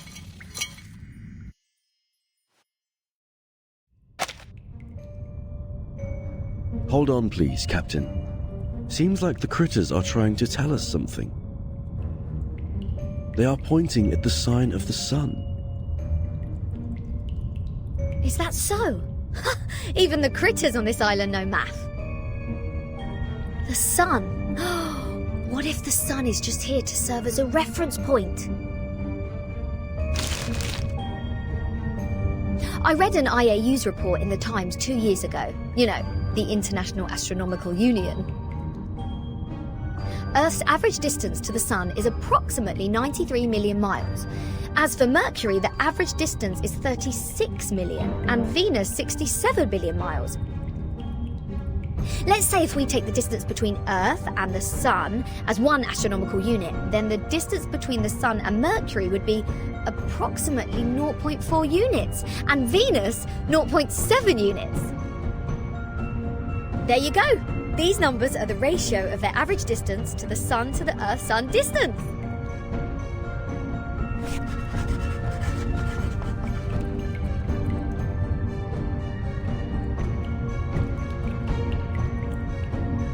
The average distance from Mars to the Sun is about 142 million miles. Jupiter about 484 million miles. Saturn 886 million miles, and Uranus 1.786 billion miles. By rough calculation, and if we round the results to one decimal place, Mars would be 1.6 unit, Jupiter 5.2 unit, Saturn 10 unit, and Uranus 19.6 unit. That's weird. All these numbers one can hardly remember have become so clear in my mind. But if these numbers stand for the ratio of distance, what's the planet for 2.8? There's no planet between Mars and Jupiter. If the Sun is the reference, we will have one planet missing here. Is it really a puzzle unsolvable? Aha! Nothing is unsolvable. You are looking at the solution. There must be one planet out there, unknown to us as of yet, located between Mars and Jupiter.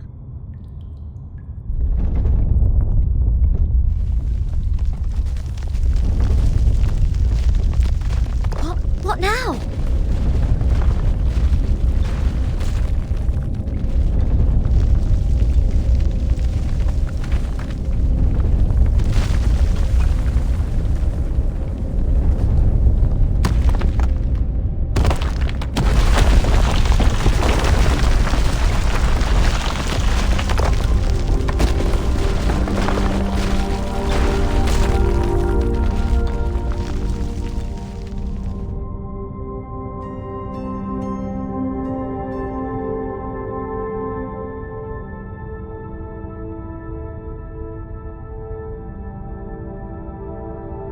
What is this?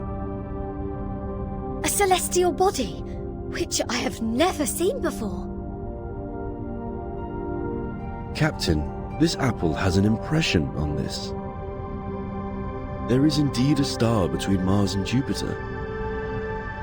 It is called the Ceres, discovered by Piazzi Giuseppe, an Italian priest in 1801.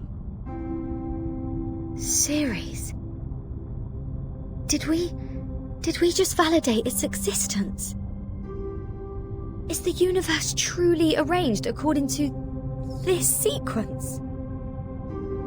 Could this be the ultimate key of everything? Regulus! Regulus!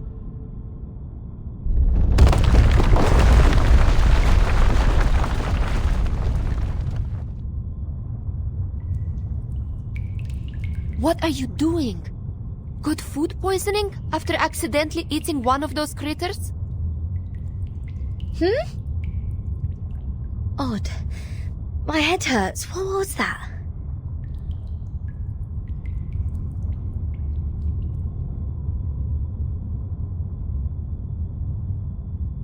I'll make it short. Stanetta is in detention. They're planning to sentence her to death by giving her the poisoned wine. Hey, what?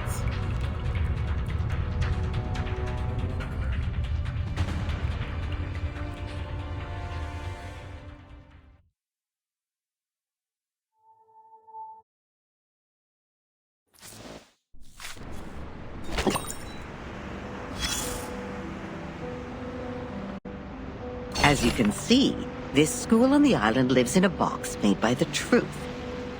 Even if they have a donut in their hands when they are hungry, they still see a topological space.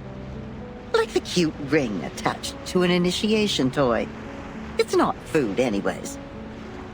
But if you give them a puzzle, they will enjoy it like the best Kaiserschmarrn. Oh, my apologies. I was not talking about the one you are holding. No. With all due respect, that thing in your hand is pretty old. The mold on it seems to come from the 18th century, judging from the smell. I'm sure you know it will make you sick if eaten. But we have to admit, it is not just ordinary mold. It reminds us of the story in which, once, a merchant's son looked up at the night sky and found the answer to the stars for us. The young man firmly believed that the movement of the stars and the sun follows certain laws, just like how the delicate gears in a watch work together. And his point was even proven correct by Zeus's grandfather. When another gentleman observed the sky through the reflecting telescope he took great pains to make, a celestial body was exactly there. What was it called? 19.6. The 8th number in the sequence, the 7th planet in the solar system, and the legendary God of the Sky. If the world was not created by God, are there any theories we can use to explain such a beautiful law? Yes, the one that says it never actually exists. Anyone can see the breach in this number sequence. That is the planet, which is supposed to be the 5th number in the sequence. I mean, how come we have never seen it before, if it does exist? Either God is wrong, or we've been blind all this time. What do you think? Yes, such a planet definitely exists, and as expected, it was discovered in the end. Yes, that's the Ceres. It only took that great mathematician an hour to find its orbit through calculation. Oh, what great astronomy! What great mathematics! What great creation! It was a beautiful dream, but it was still ended, eventually, by another discovery. The 8th planet. Not the Ceres, nor the Uranus, but a new planet. People found it through more precise astronomical data and calculation, proving that the number sequence found by the merchant's son was only a myth. Now we are clear of what we've been talking about. It's an unsolvable puzzle. It makes no sense from the very beginning. We found the Ceres because it happened to be there. It is real, and no one can deny its existence. In other words, we can perfectly prove the rationality of mathematics because we invented it. It's been a good dream, I suppose. Now, imagine that you are walking alone in the darkest valley ever, trying to drag your fragile body upward as much as possible before it is worn out. Hoarse cries squeeze their way out of your mouth to ask for a response from the gods. Suddenly, an afflatus dawns on you. The next moment, a miracle happens. You are already at the top of the mountain, witnessing the rise of a huge celestial body from the skyline. Even if it's only in your imagination, you have just witnessed the dawn of the creation, and the shock is real.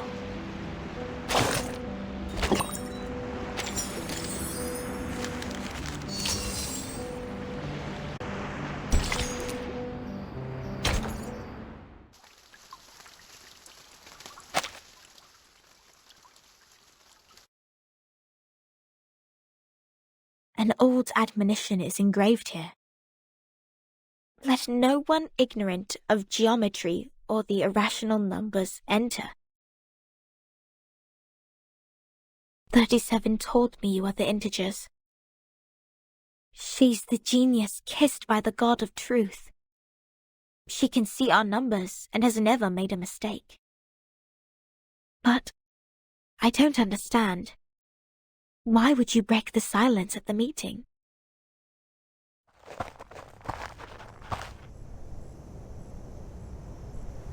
I apologize, Miss Sophia. I won't defend our behavior. You may save that apology for later. If you can persuade more than half of the people to vote for your friend's commutation, perhaps she won't be sentenced to death. I have gathered some case files from the past. I hope it will be of some help.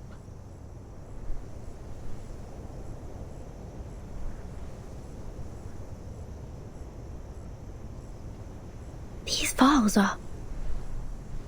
But won't you be in trouble for helping us? I have my own reasons.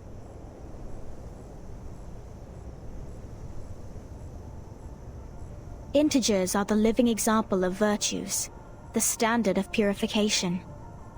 It represents a soul existing in the world of forms, a true being. It is the floating points behind the decimal which dent the process of our overall purification. The evil, the ones who violate rules knowingly, the ones who turn a positive number into negatives, and a civil person a criminal.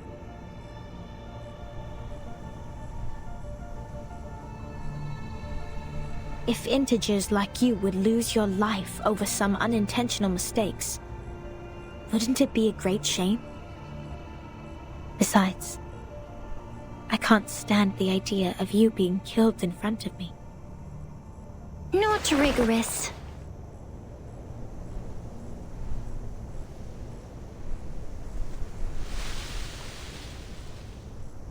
For one thing, we still don't know Virgin and Sonetto's numbers.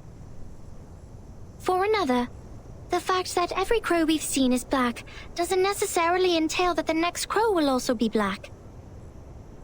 Even if every virtuous person we met has been an integer, we can't be certain that the next one will still be an integer. Same case for irrational numbers. You're right, 37. But people always tend to believe that virtuous people are integers. That is what we call belief. Correct, but not entirely correct. Everyone can make mistakes. Numbers are just numbers. They are not associated with virtues. Unlike me, you're always right, 37. I don't know what differs us.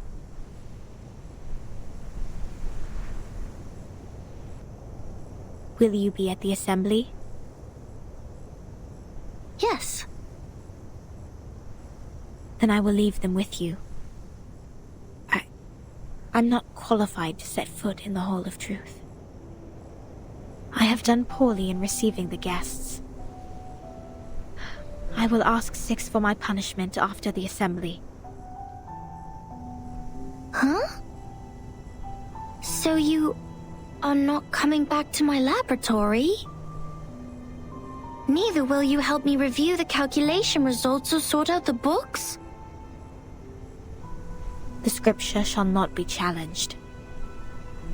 What's more, any students here can help you in the laboratory. It doesn't have to be me.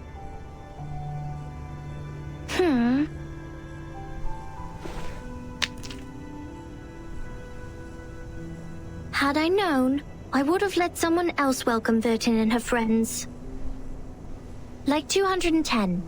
He loves to brag to young ladies so much that he would take the punishment willingly, right?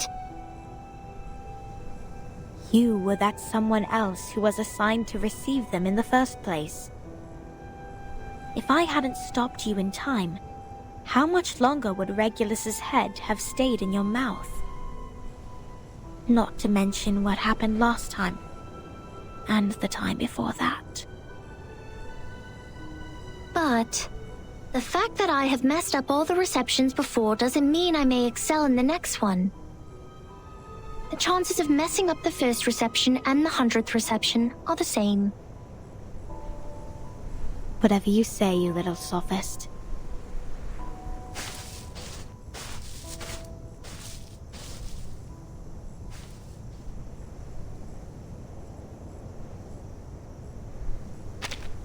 Everyone says so.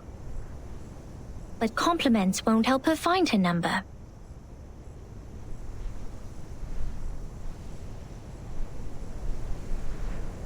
So, Vertin, are you ready for the debate? Does that mean you will help us? Of course. I don't want to miss the chance. What chance? The chance to see your numbers.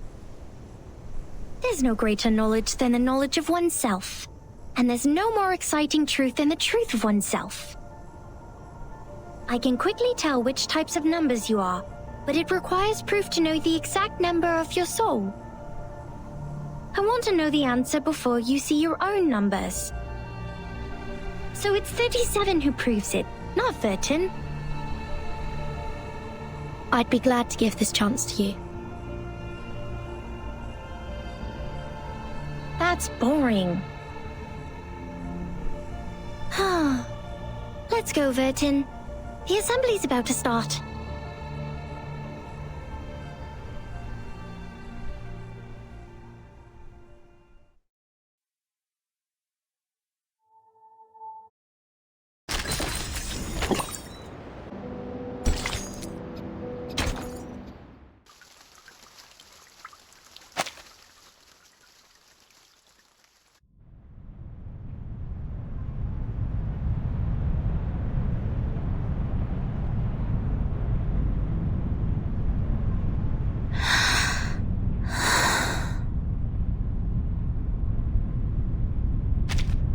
Don't worry, Timekeeper. I'll defend myself.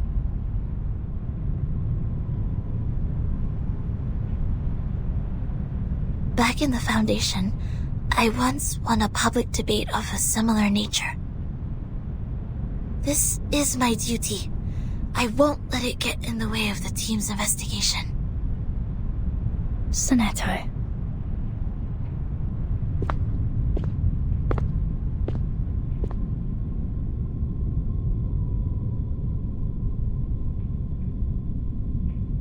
By our tradition, Miss Sonetto will be given the poisoned wine, so she will be muted and stay that way forever.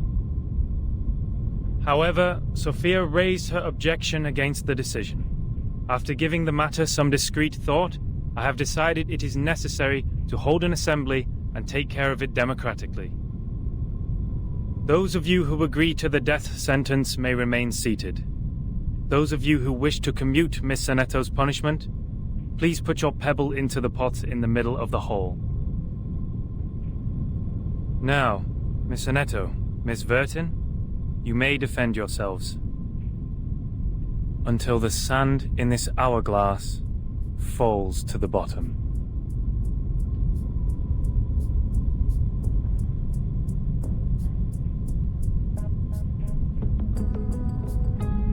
I am Sonetto from St. Pavla Foundation. I wish all the honorable audiences here would lend me their ears to hear my defense as a humanitarian gesture. What number are you?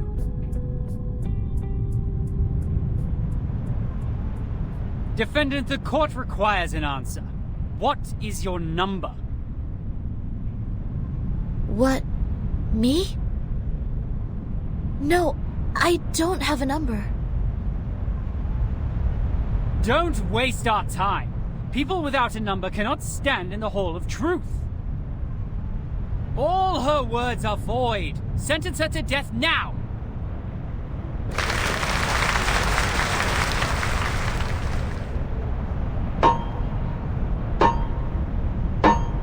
'42's argument is valid. Defenders, what do you wish to contend? What? It's valid?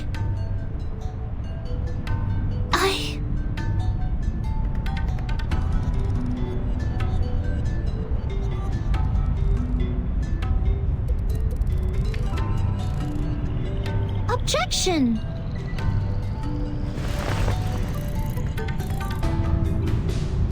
According to the record, the last time we inflicted severe punishment was in 1980 to a visitor who ate beans. He ate a carbuncle that feeds on beans. Then he was sentenced to death according to the said theory. In our scripture, eating beans is the most evil sin, which undoubtedly fits the most severe punishment. But if we are now executing people for breaking the silence at the assembly, how would it reflect our attitude towards the consumption of beans? Has the latter become less sinful? I suggest Sonetto's punishment to be commuted. A good argument. 37's argument is deemed valid. The debate will continue.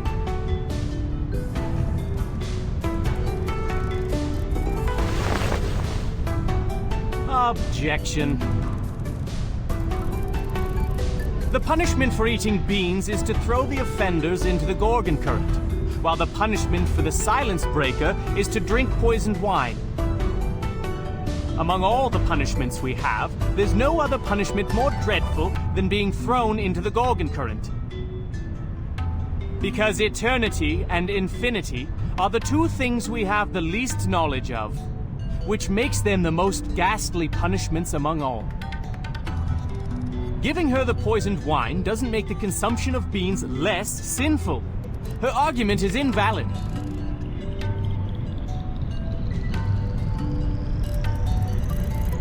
Objection! Both of the crimes would fall into the same category if we are taking the punishment as a frame of reference, which is death. Objection. The two crimes in question are not commensurable, which makes your comparison invalid.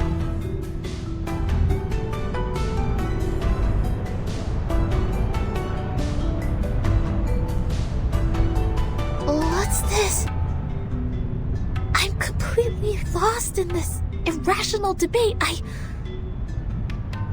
I see. So that's how it works. Timekeeper? Relax. I will help you.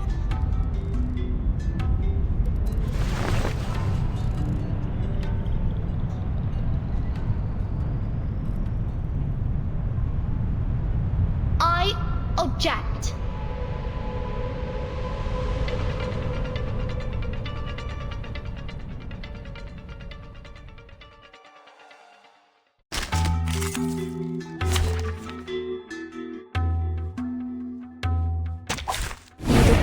Be with us. I'd like to start by quoting 42's first argument. People without a number cannot stand in the Hall of Truth. In that case, it's not possible for Sonetto to commit a crime in the Hall of Truth, because she can't even be in the hall. What? Good point, Virgin. This is our chance to out-argue them.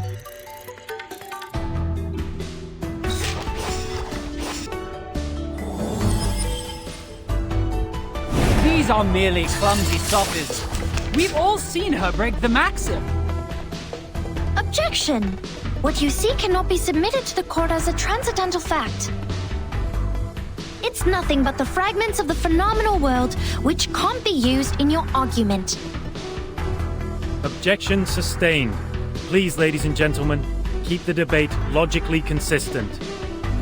Since Senato has no number, and a person without a number does not exist before the truth, Senato thus didn't offend your truth. She didn't break any rules.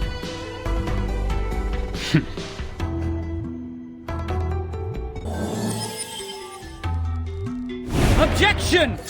The rule breaker has a number. We can all tell that she is very likely an integer.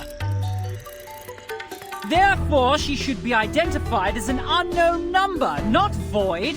Your sophism has failed. 42's argument is held valid. Is there anything else you'd like to add, defendant? Tell you a secret, 13? We would call criminals negative numbers. I got it!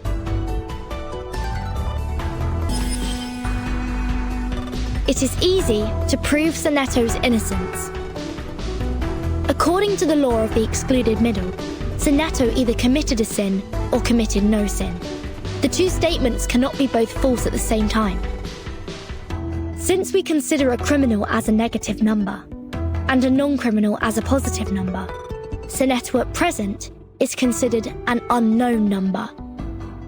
That means she doesn't belong to the criminal set, or the non-criminal set. She did not commit a sin, and did not commit no sin. It's a paradox. I hereby demand to modify the criminal sentence that has been given to Senato. Red 38 is about to return.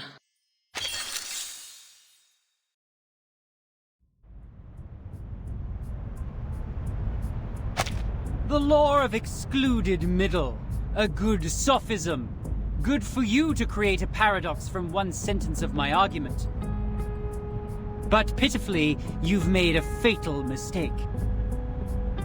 You've taken my argument as the basis of your defense.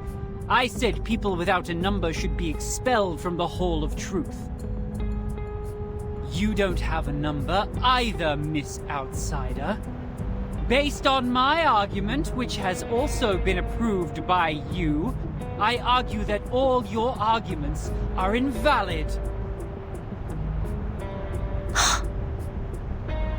There's no time left. 13 has a number. I saw it. What? 37, do you know what you're saying? Yeah. I read her number just now. 13's number is 0.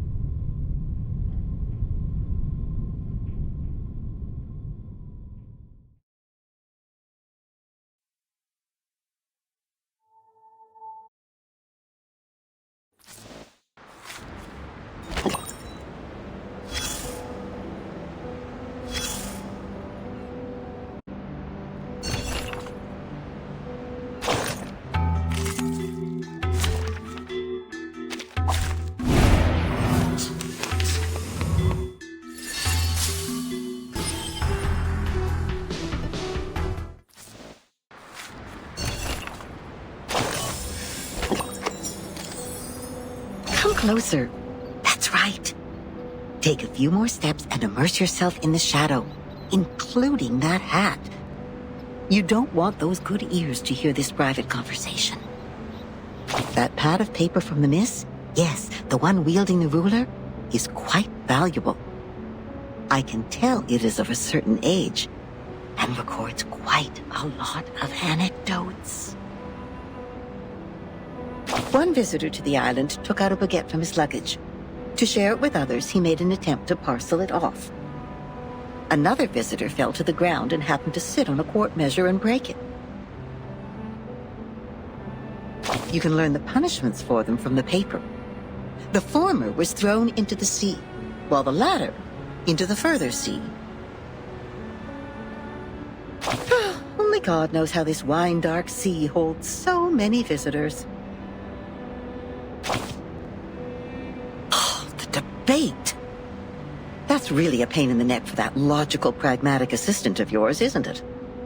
People always tend to mark what they can't figure out as arcanists' doings, as if things would make sense once they do so. But it won't change the fact that the debate is only a game involving sophistry, improvisation, and straw man fallacy. So what makes it superior to beans, if the form is what they are really after? Anyways, whoever fools the others first will win the game. No arcanum at all. And that argument of hers is the best attraction for the audience. A special number. A 0. That's ambitious, darling, and I love it. But you need to know that infinity is the most unfamiliar thing for the people, and that's why it triggers the most curiosity. Whoever tries to eat up this elephant with one bite will get all bloated and pinned by their own weight, waiting to die like a turtle upside down. By then, I guess you would be eager to throw up the elephant and turn back into the adorable, easygoing 0 we all like. See, just like you, people are always on the way to finding something that can satisfy them undoubtedly. As if what they already have was disappointing. They stare at the flame of the matches, read the tea leaves in the cup, and bustle around the instruments with star patterns. Now, back to the number we just talked about. Oh my! It's the prediction of your whole life! Can you believe that? You owe that spirited little genius a thank you. By the way, what do you see in her number? Yes, of course.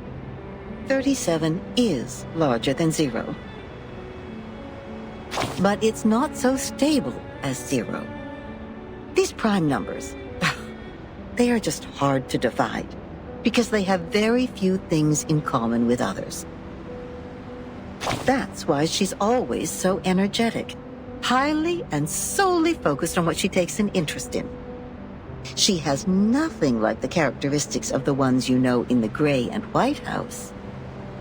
Those people are proud of themselves for having kind-hearted factors around them. As their teaching goes, it's always dangerous to be unique. But some look up at her again and again, exactly because they can sense the danger in her. You are also a good example. You've been looking up, haven't you?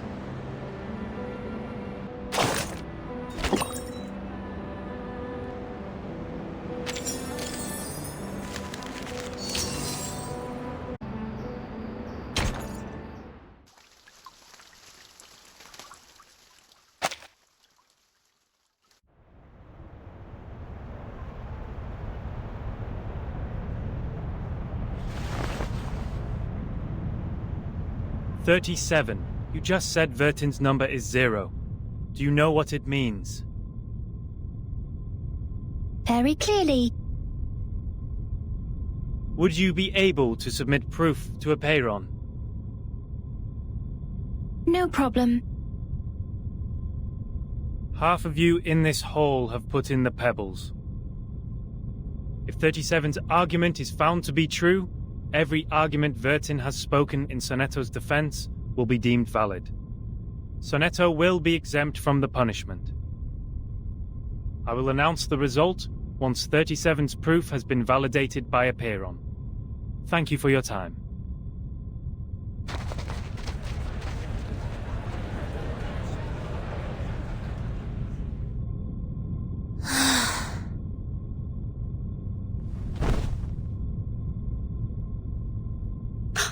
Sonetto! Timekeeper, I'm so sorry. I tried my best, but still I couldn't understand the debate. I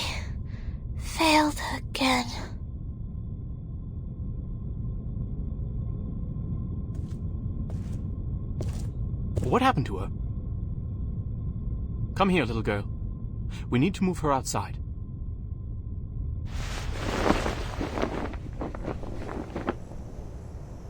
Lie her down on the ground and wipe her palm and feet with dew and peppermint oil.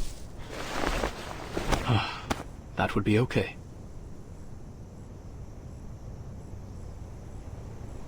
Thank you.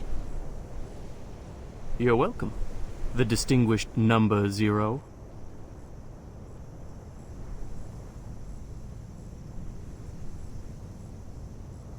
I'm kidding. I'm 210. Well, instead of the number, I prefer people call me the rhetorician. I've heard your preachment. Pretty demagogic. That's how logic works. With logic, I can prove that you'd cease to exist in the next moment, or that there are no other people in this world except me. Achilles can never outrun a tortoise, and a flying arrow is forever motionless. This debate is nothing but meaningless wordplay. That pacifist let you off this time. 6. A perfect number indeed. For he knows the benefit of reconciliation. Who wants to have blood on their hands and be devoured by the cycle of hatred? Yet it's a torture for any intelligent mind to hear such an immature debate. Can you feel the suffering of our leader now? I'm sorry. No apology needed, Miss Outsider. I also feel sorry for your pain. Given that 37 has revealed your number. What do you mean? 37. Our evil little genius. The most cunning star of Hermes. She's been having fun revealing others' numbers for a long time. Our numbers are our essence. And it's also the most important proof we get once in our lifetime. But she enjoys taking that opportunity away from you. Just because her talent allows her to do so. She did that to her friend, too. She found out Sophia's number. But without casting an eye on that paper with her number on it, Sophia threw it into the sea. Sophia is Sophos. But you, I pity you. It doesn't seem like trouble to me. Alas, poor little Vertin. You still don't understand. The number of our souls suggests our fate. It might be changed through algorithms temporarily, swirling, shifting, or transforming alongside other changes occurring on the coordinate axis.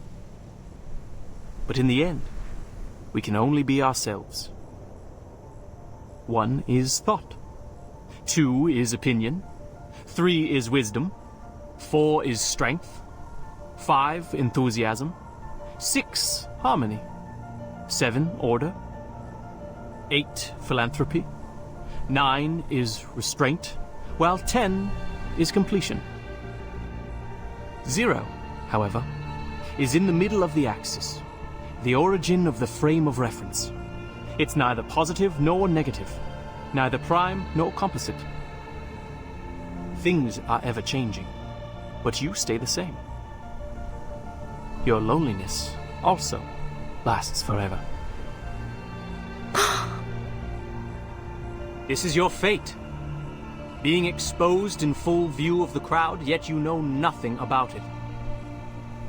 37 was acting on impulse, yet she opened Pandora's box. She leisurely reveals your fate. That carefree behavior makes no difference to picking up a shell on a beach. How could I not pity you?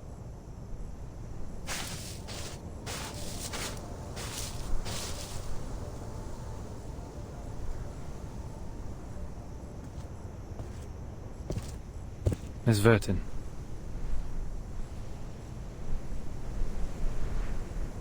"37's proof has passed the review. Your friend will now be exempt from the punishment for violating the rules. However, she has to take some catch-up lessons on the scripture. Please, meet me at the hall tomorrow at noon. I would have words with you."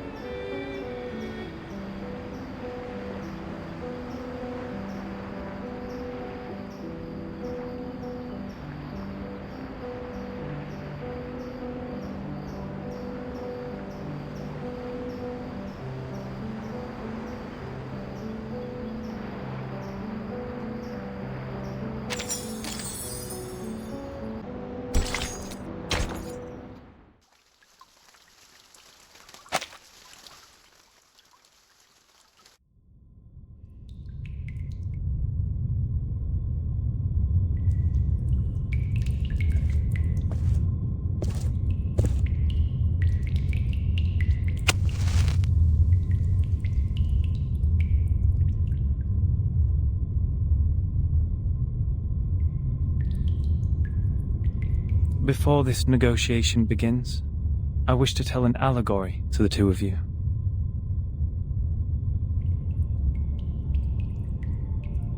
A group of people were imprisoned in a cave. Behind them, there was a fire. Before them was a tall, solid wall. Their legs and necks were chained and fixed, so they were constrained to look nowhere but to gaze at the wall in front of them. When they dropped their eyes, they saw their own body. When they looked up, the flickering light of the fire fell over them, and they only saw the shadows of what was passing behind them. No one had lived one day outside the cave. The shadows cast on the wall all there was to be perceived as reality. They had no knowledge of the real world. One day, one of them escaped from the cave, walked into the light, and saw the true world with his own eyes for the first time. Everything he saw or felt in the cave was nothing more than a mere shadow of the object's true form.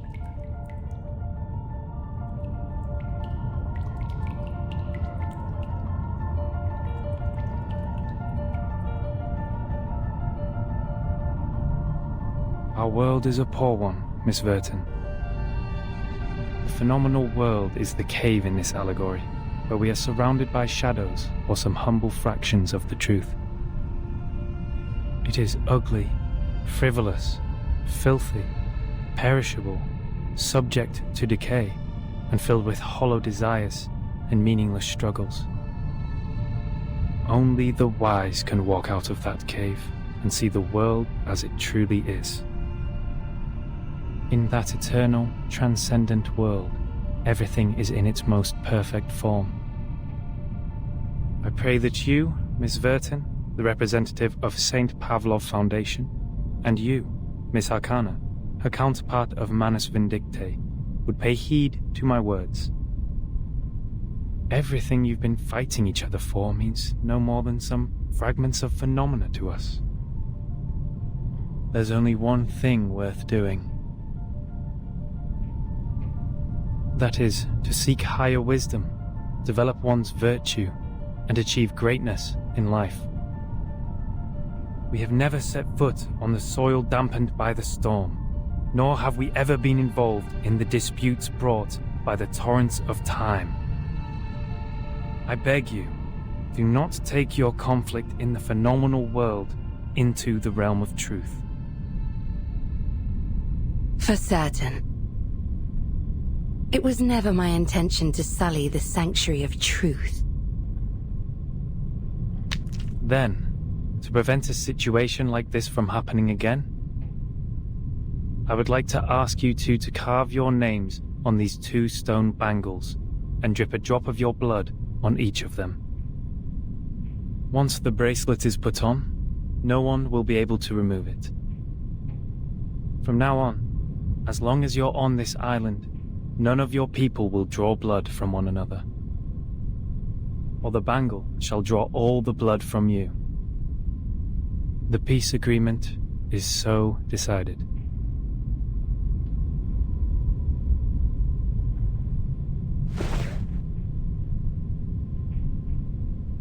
I appreciate that. I'll sign it.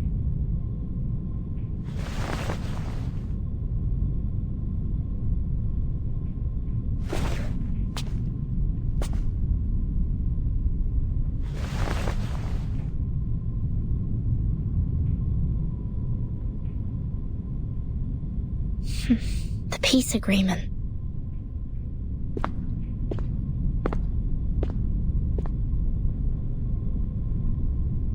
Lady Verton, we meet again.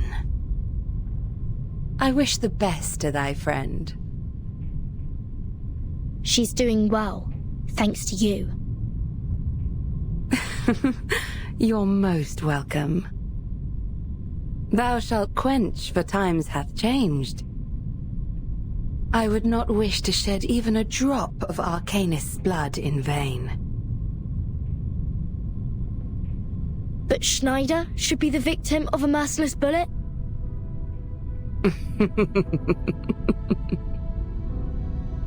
Pardon, my pitiful child. Did you forget? That merciless bullet cameth from a gun never belonging to me.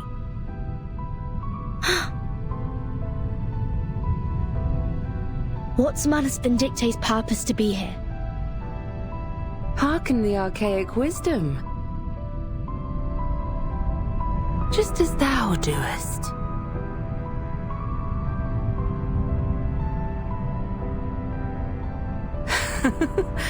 I am not surprised.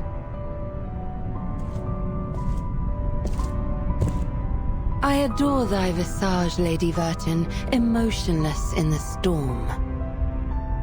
Alas, no man shall bravest the storm and live, including thee.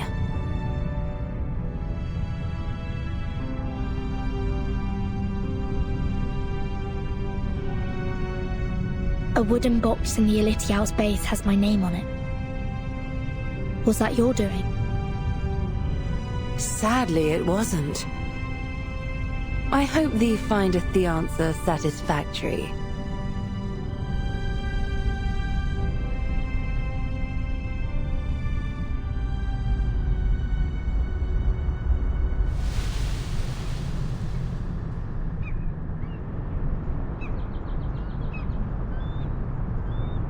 It's burning.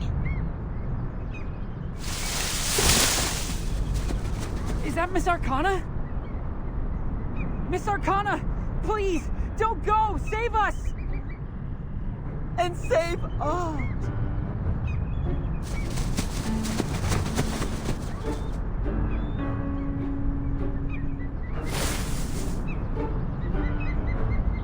No!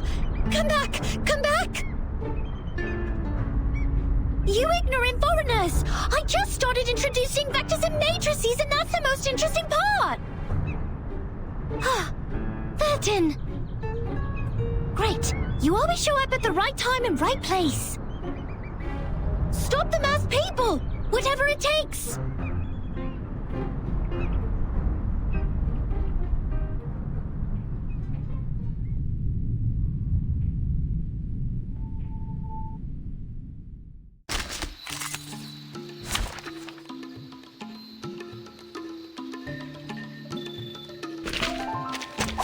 You should not make an enemy of the Earth.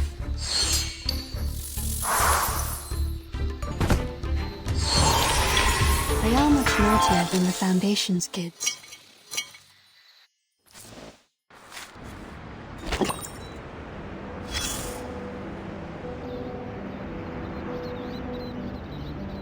Oh, look at you, climbing out of the cave in the allegory, all dusty and dirty like a little savage. They must have tried to fill your little brain with long preachment. But you should feel lucky, because at least they didn't give you a quiz right after that. Oh, how modest you are. Looks like you didn't spend all your student days catching tree frogs. Try to reach the corners of your mind, if you would. And there you will find another bunch of people standing in front of a stone table. Yes, those people in gowns. White gowns with gray diamond patterns. One of them was standing on the stairs, gathering all the little vacant eyes to his side. What was he called? Give me a second. Teacher, instructor, tutor, the educator. Just titles like that. No names at all. No one gets to write down their names on that banner, after all. But they have nothing to complain about. You know what they say? What is reasonable is real. That which is real is reasonable. They showed you a broad avenue in their teachings where you could enjoy a sense of security with all the solid ground, convenient automobiles, and warm sunshine. And at the end of the avenue even lies an inspiring mission, to which you are expected to devote your whole life. There is a distinction between good and bad here, and it's as clear as our innate sense of right and wrong, like a floor of black and white tiles. Any stains on it will be noticed immediately. But in fact, there exists another path in the woods. It's much less traveled, leading to the unknown darkness which cannot be seen with eyes or proved false. You may even experience indescribable chaos and madness there. This path, however, has an excellent view, and it's one of a kind. The plants are thriving with bursting energy, and the flowers are blooming in a delightful atmosphere. So, which will you take? Oh, that's not an easy choice to make. This grandma must give you a round of applause. I would have even pinned a boutonniere to your suit if I had one. But I have to remind you, those things in there are not easy to deal with. They can drive you insane, and you have to be very careful. You've seen the living proof. Many were freaked out after they came back, and people had to tie and lock them up. Others even dug their own graves. Oh, my. That was a bit over the top. I hope I didn't scare you, darling. Here's some good news to cheer you up. Actually, there's still one more way you can take. It would be a good choice if you want to enjoy the scenery without getting lost in the darkness. I'm sure you know that myth. You shall take the soul of your love out of the underworld, yet you shall not look back. That's right. You shall pass by the sleeping sirens, yet you shall not make a sound. The ones with the belief set off. They entered the dark woods barefooted, yet moved so smoothly, as if they were walking on the avenue.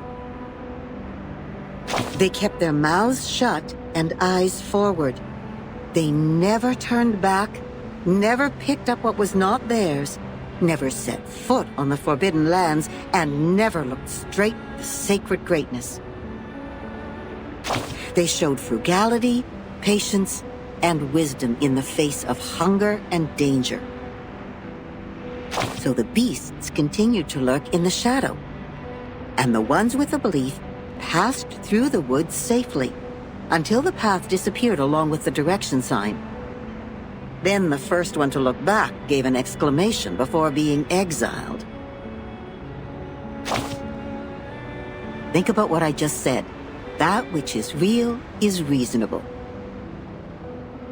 Never look back in the woods, darling. If you don't want to be turned into a pillar of salt which can do nothing but wail, then never ever look back. Yes, we'd better stay awake, stay calm, stay cautious all the time. But then there comes the problem. How can you ignore your love for those thriving plants and blooming flowers? How are you supposed to deal with the unstoppable feeling that overflows like a melody when it is stirred up by the beauty of the scenery? Of course, you will cry the loudest cry, dance the wildest dance, drink the strongest drink, and vomit all the filth inside you. After all, there is no need to enter the woods if the soul-stirring scenery is not what you are after, right? No, so you'd better let it slip your mind, darling. Just let it go and hurry forward. Remember to keep your eyes shut and hold your breath. When you do so, the scenery will no longer mean anything to you, nor will the fragrance of the flowers. You will get out of the woods and reach where the truth lies. Is that what you want? Don't worry. We have plenty of time. You may come back at any time and pick another way.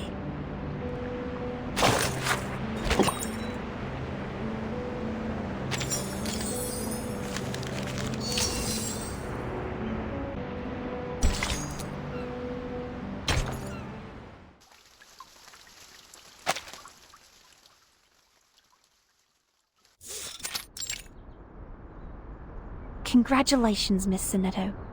You are the fastest learner of our doctrine among all the visitors in the past half-century. On behalf of all orators, I award you this laurel wreath. No, I wouldn't have achieved this without your guidance. Those mathematics statements are really inspiring. I've learned a lot. But there's still something confusing me, such as Pythagoras and his golden thigh, his memory of the previous lifetimes as the son of Hermes, and the transmigration for every 216 years. Could you please tell me more about these?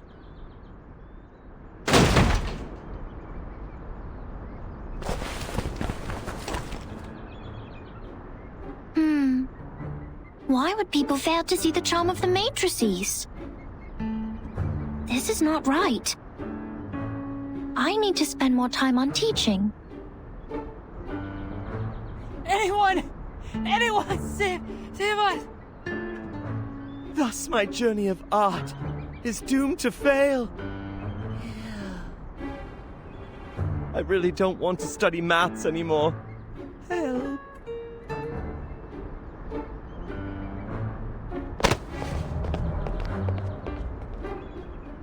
Timekeeper, you are here. I heard that you completed all the lessons on the scripture. This laurel wreath suits you well.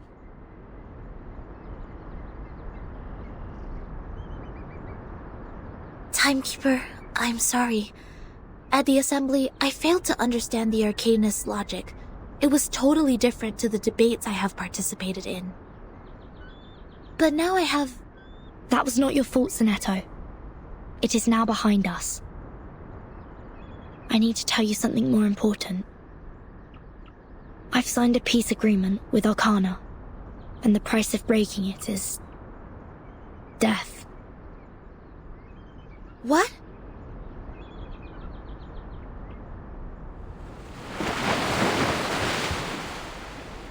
So Manus Vindictae is also restrained by the stone bangle like we are.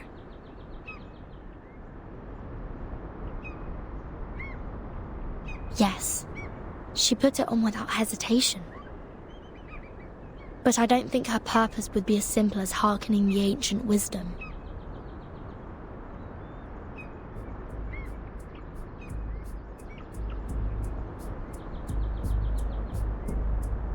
I attacked Manus' followers earlier as 37 asked me to. But I received no punishment from the bangle. Perhaps this island makes its own judgment on what to be classified as hostility. Like it has a mind of its own. Sonetto, do not report this to the headquarters before we figure out how the bangle works. After all, there are many other things to investigate on this island, other than Manus Vindictae. I see. I will contact Miss Juvis and Miss Moisson first and keep an eye on Arcana. Timekeeper, this island, the Manus' mask, and your suitcase are all immune to the storm. Does this mean we could collect more asymmetrical nuclide R samples? I tried to collect some samples last night in the outer region of the island. But the detecting device showed nothing. If we were to find out more, we have to go to the center area. What are you conspiring now? Do not poke the fire with swords, and do not jump over a crossbar. The assembly will not be held every time when there's a crime. Please take heed of my warning, and do not overstep the line. Learn a lesson from them.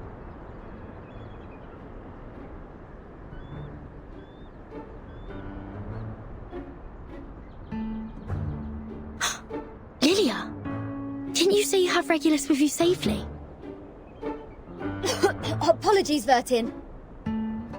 I was going to rescue Sonetto through a very creative underground tunnel.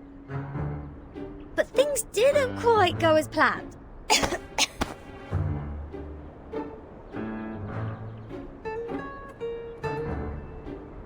Not a bad innovation for a simple clap on the forehead.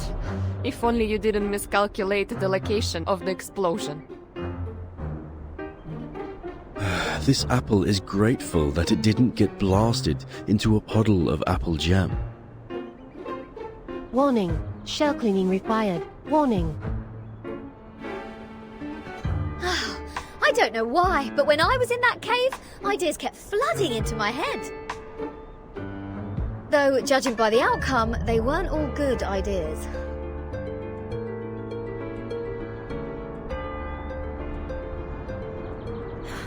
On a routine patrol, I found them trying to break into the cave. I'm not surprised that an irrational number would try to trespass on forbidden grounds. But you two? The integer and the fraction? What were you doing with her? This is a serious crime.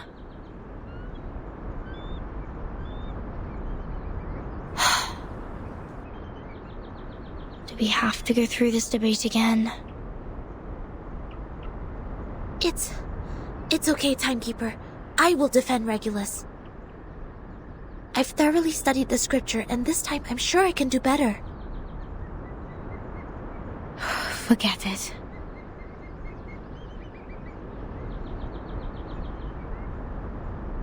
Forget it. It is unwise to waste time trying to understand an irrational number's motive. Besides, we should let the reckless take care of the least important matters. That's it. Regulus, you will come with me to clean the beach. Huh? Me? Again?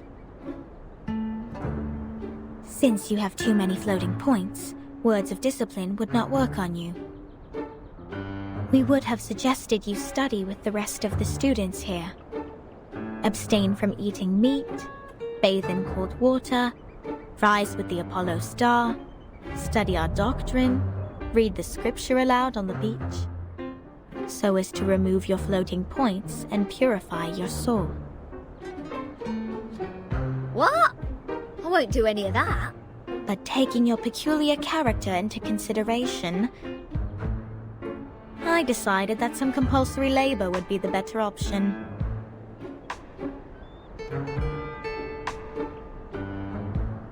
Oh, that's the best news of the day. I'd rather clean up the rubbish on the beach than be surrounded by people giving sermons all the time. At least the rubbish doesn't talk gibberish.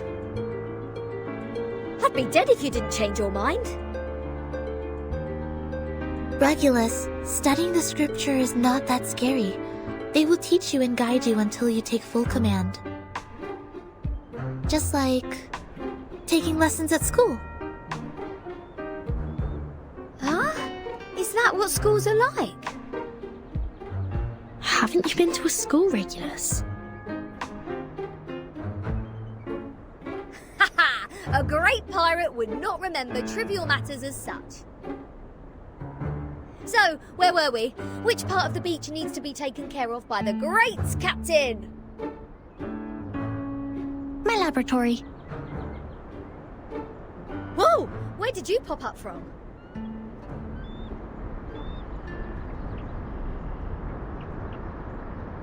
"37.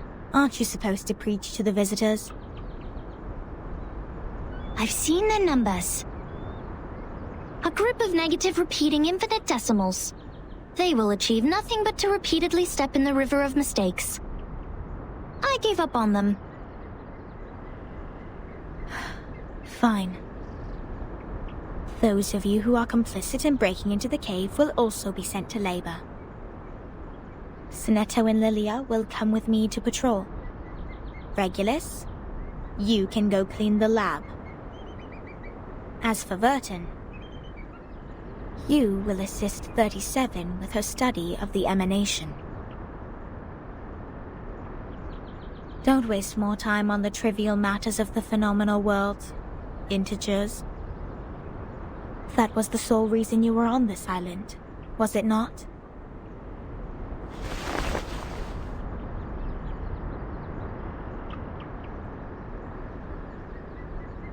Don't let down your guard. The arcanists on this island are not as easy to deal with as you imagined. Down in the cave, I heard some pretty alluring and intriguing anecdotes.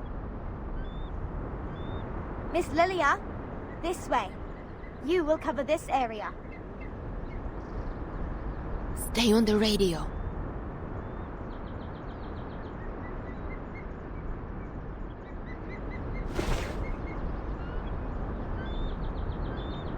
Don't worry, Timekeeper. Lilia and I will keep an eye on Manus Vindictae. We are counting on you, Sonetto. I have a feeling we are coming closer to a big secret.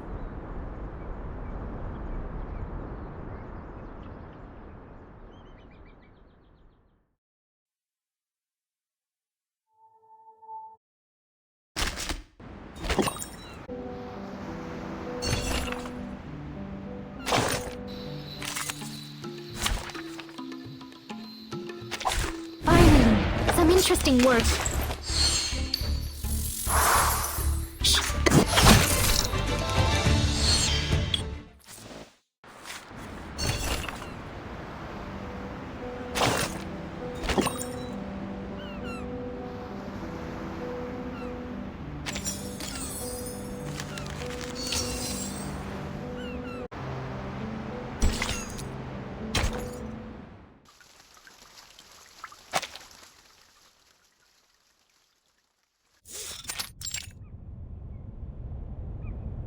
What? What am I looking at? So your so-called sacred project is this gigantic IDM computer?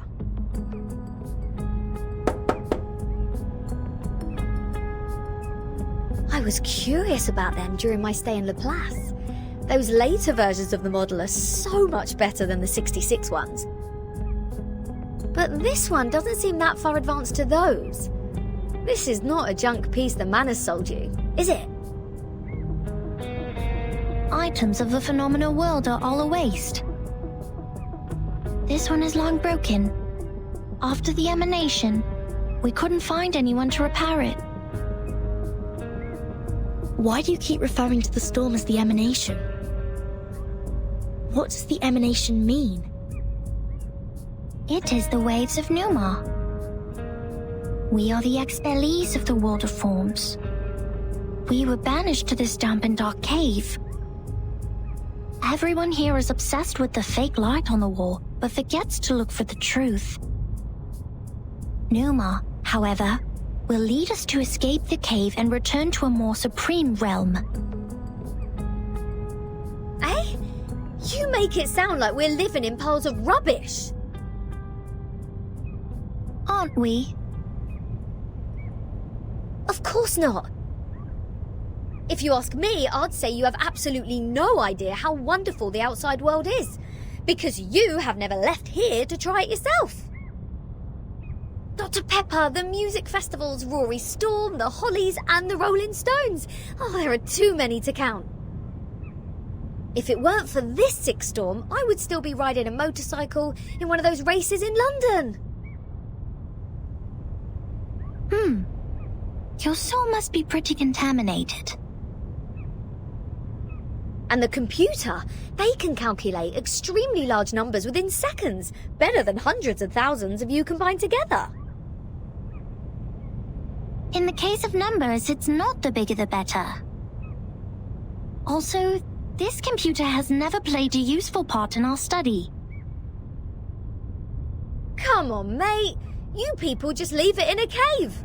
It's like sending an infant to the kitchen and waiting for it to bring you dinner. Never mind, you'll see what I mean after I fix it.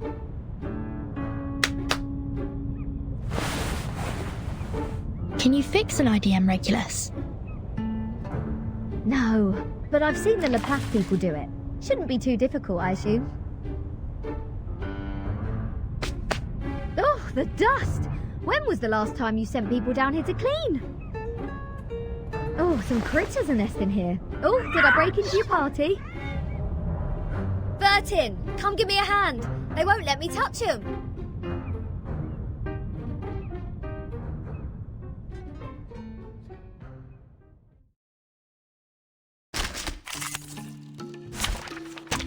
You should not make an enemy of the Earth. Debería ser un intenso ad infinito. Red 38 is about to return.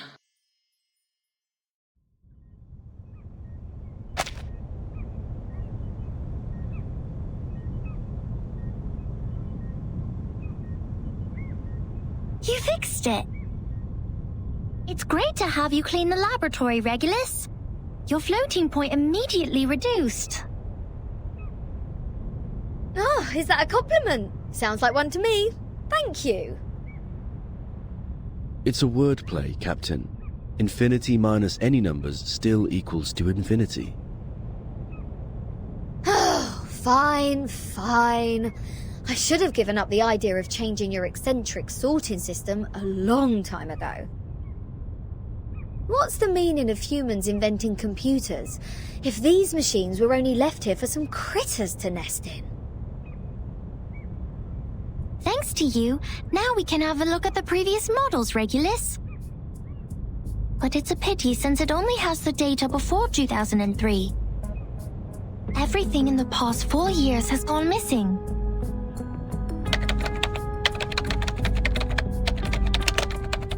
This is our chronology, Vertin. From 1999 to 2007, the emanation has taken place 7 times. In the initial 4 years, the emanation has a pattern.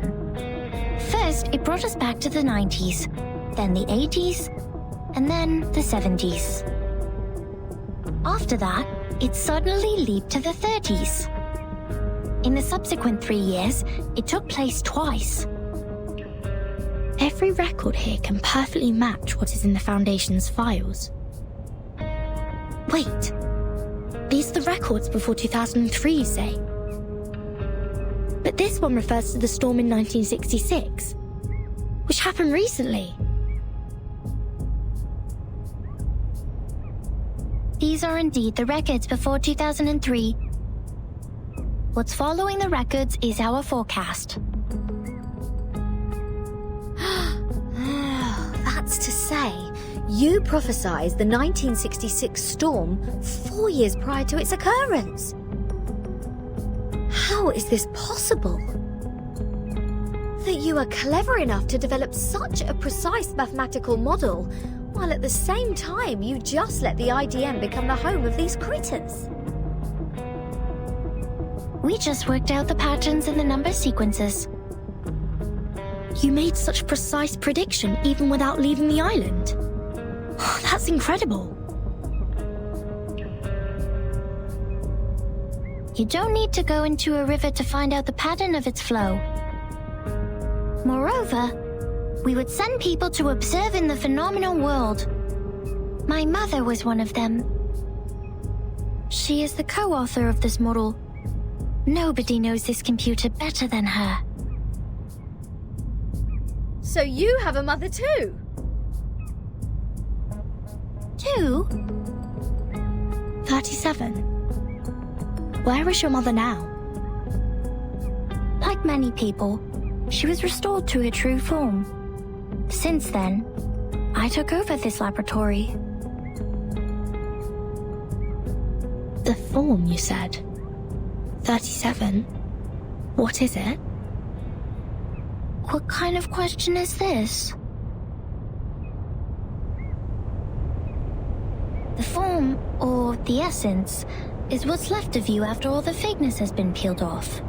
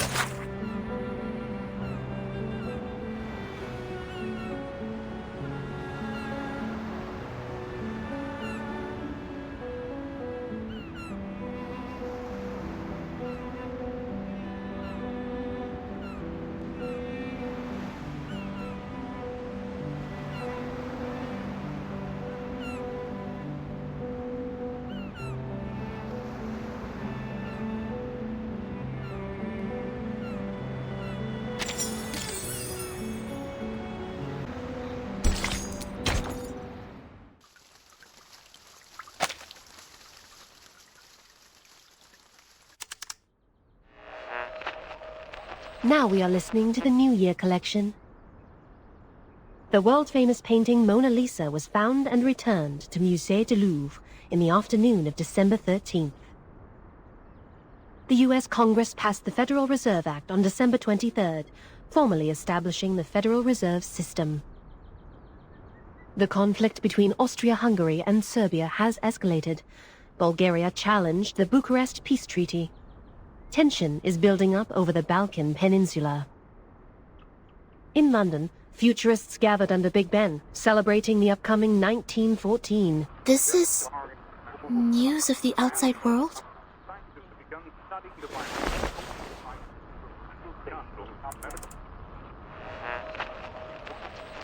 What about on your side?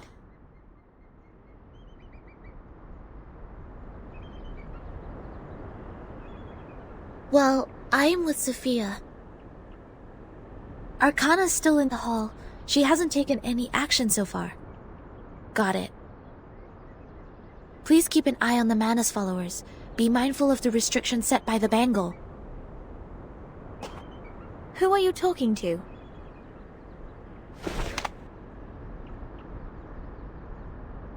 Just checking up on Lilia.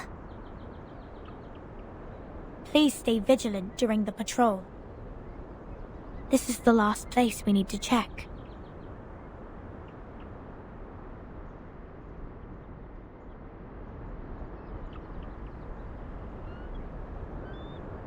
We must keep this graveyard clean.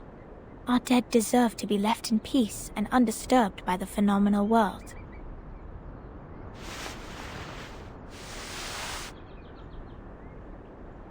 Miss Sophia, you said this is the graveyard?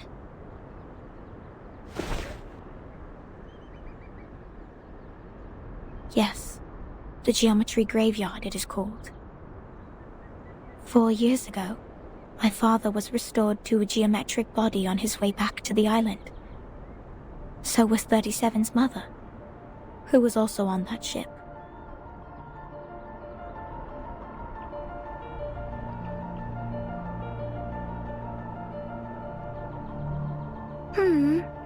Why are you crying, Sophia? I was wrong. We calculated it wrong, 37. We miscalculated the impacted area of the emanation. We thought the ships would be safe in the Gorgon current, but the safe area is in fact 5 degrees away. When the emanation happened, the bow of their ship had just entered the safe area. But it was too late. My dad is gone. So is your mom. I know. But why are you crying? My mom and your dad have come back to us, right? Have come back? Do you call this coming back? Like this? In the form of geometric bodies, cold and silent, being pushed to the shore?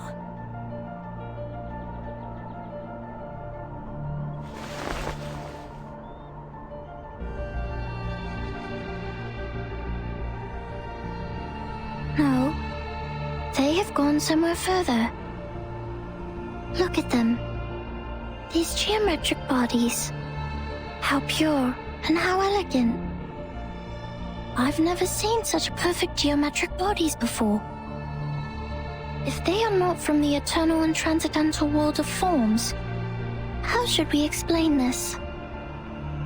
37? I'm going to study the emanation, Sophia. This is the best chance ever. The transcendental world finally opens its door to us. We will reach our hands to the forms and explore the oldest and eternal laws. Will you help me, Sophia? Next time I will definitely make a better calculation. I promise.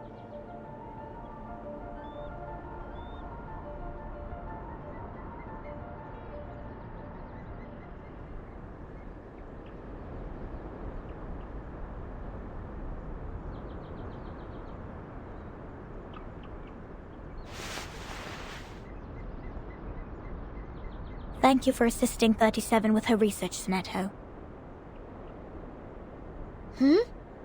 No, I didn't do anything. Timekeeper knows the storm better. You have helped us greatly by just coming onto this island. For all this time, 37 has been locked up in the laboratory, refusing to talk to anyone, nor participate in any group study. Since the 2-day emanation in 1929. It is you who helped her revive her interest in other affairs in Apiron. These are Timekeeper's contributions. I barely did anything.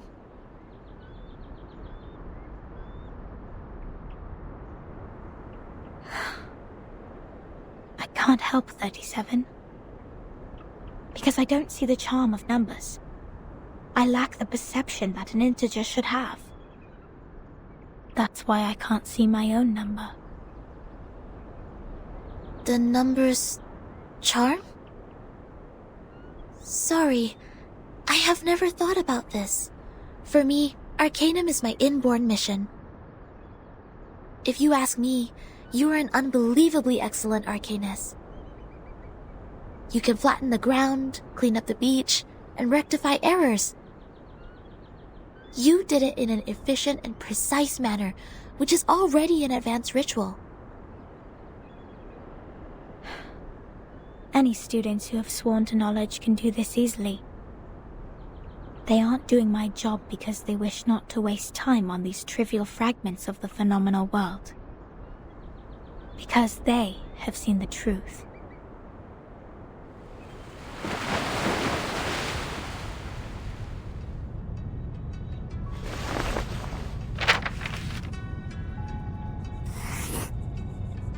The phenomenal world is never complete. Like you can never draw a perfect circle there. No matter how much time you spend on it or how sophisticated your device is, it is impossible to draw a perfect circle in the phenomenal world. Arrows always exist. The floating points after the decimal can be reduced, but not destroyed. The perfect circle only exists in the abstract transcendental world. Of course, anyone in the world can find out the value of pi through the most primitive method. Egyptians, Greeks, Chinese, and Babylonians, they have all tried. They made circles with twine, painted on the ground with twigs, or measured the land with cubit rods. But none of them actually drew a perfect circle. However different their practices were, they found out the sole truth. The approximate value of pi. Because the essence of the circle is hiding in the imperfect manifestation of it.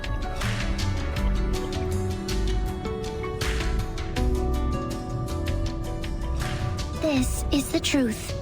It is eternal, unchanged, pure, and transcendent. Anyone can reach out to it at any time, in any place, by any means, and everyone will get the same answer from it. The forms transcend all matters.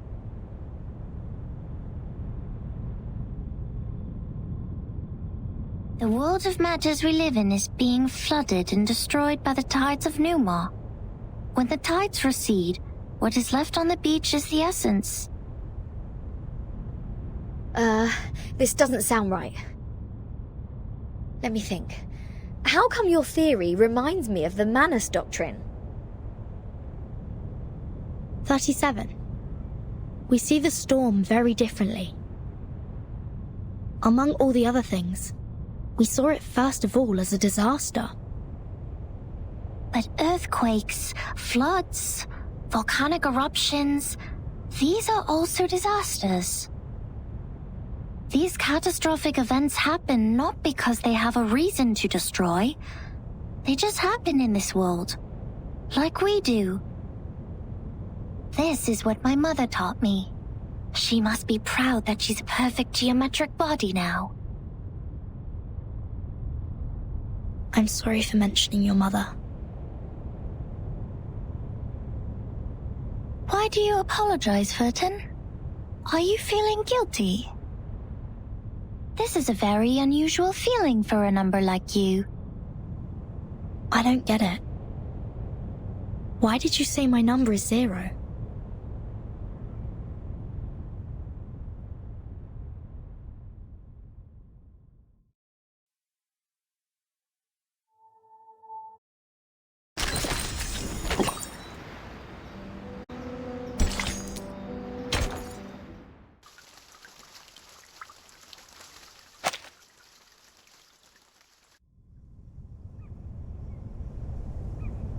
I just saw it. The numbers of everything and every being would just emerge in front of me. I see it, and I speak it out loud. That's it. 210 told me numbers imply our fate. Don't believe him, Verton. Numbers are just numbers. I know nothing about fate. Fine. I don't think I like 210. And the feeling goes both ways for us. Because I once said he is a poor number. 210 equals 2 times 3 times 5 times 7. He is the product of all prime numbers between 1 and 10. Looks like he has it all, but he doesn't have any real forte. He likes to sugarcoat himself with metaphors. Only those with a flawed essence would adore the trickery of words. This is indeed an extreme comment. And 6 is no better. Every leader of a Pyrrhon has been a 6. 6 is the perfect number since it equals the sum of all its proper divisors. 1 plus 2 plus 3 equals 6. But this number has been overrated. He's not that special. What about your number? What does 37 mean? I don't know. I am 37. I've known it since I was born. So does everyone else. People told me what it means, but I have never tried to prove their theory. I know very little of fate, so I always think, even if I find out their essences, does it mean I have known them better?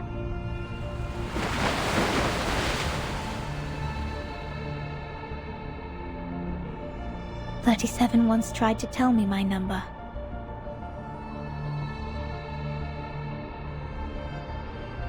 She wrote it down and put it into a bottle, but I couldn't get up the courage to open it. I didn't want to know. I once made a horrible mistake. An unforgivable miscalculation. It makes me worried that I may also be a mistake. So I threw the bottle into the sea.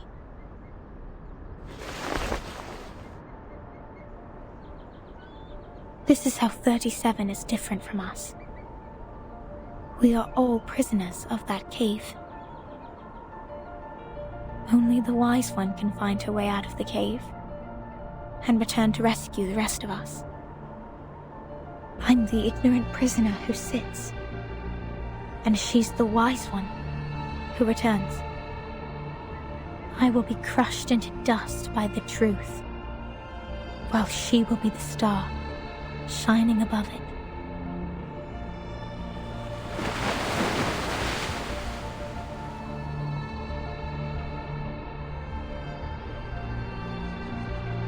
The truth is like the stars in the night sky.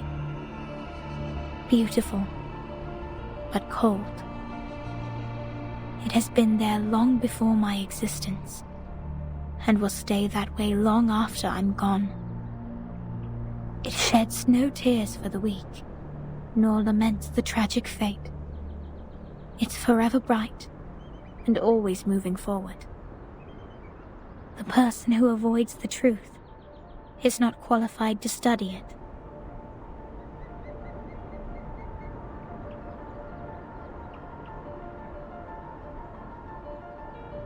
I'm sorry.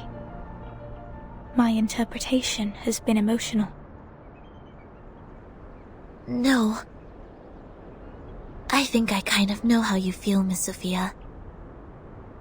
However unworthy you think you are, there must be something we can do. Maybe we can't reach the core of the truth, but we can clean up the path to it for the future explorers. This is our fate. Interesting insight. I have come to understand why 37 likes you so much. Let us go back to work then. Start from dusting the tombstones.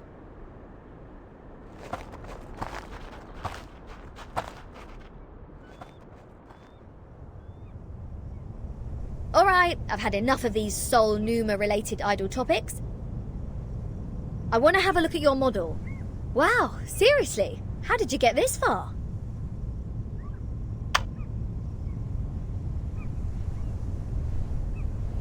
This model has been proven wrong. For 4 whole years we had been optimizing it. But the emanation in 1929 only lasted for 2 days, which means our calculation was entirely a failure. That model is just like this computer. It's a piece of junk. And this is all I can present to you.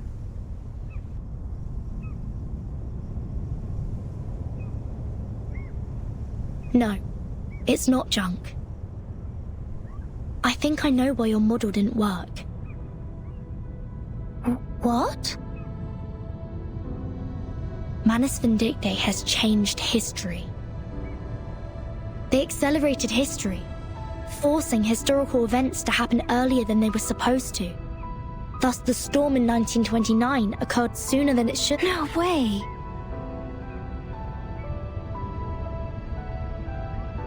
Controlling the emanation. Changing the history of the outside world. Numa is eternal and transcendental. It won't obey any orders given from the phenomenal world. Neither will it change its patterns because of some fragments. I'm telling the truth, 37. I've been there, in the storm of 1929. Your model was not wrong. You just missed some key information. You've never been to the place where the storm falls, and thus know nothing about the symptoms of the storm syndrome and the true purposes of Manus Vindictae. No! That's impossible! Even if there are means to control the emanation, it wouldn't be like this. If this is true, does it mean the phenomenal world, this insignificant phenomenal world, is more transcendental? Mother's model was defeated by this?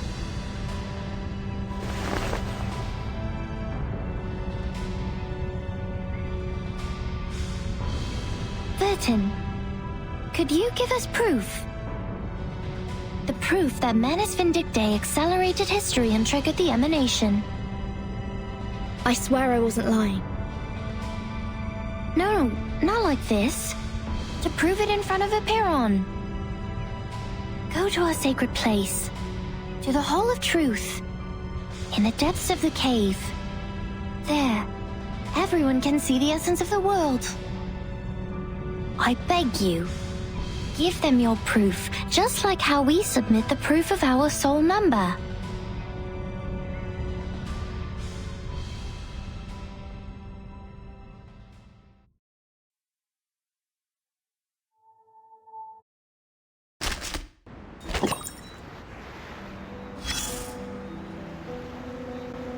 Come here.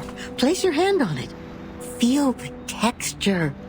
The craft is one of a kind, not some cheapie you can get from the flea market. I mean it.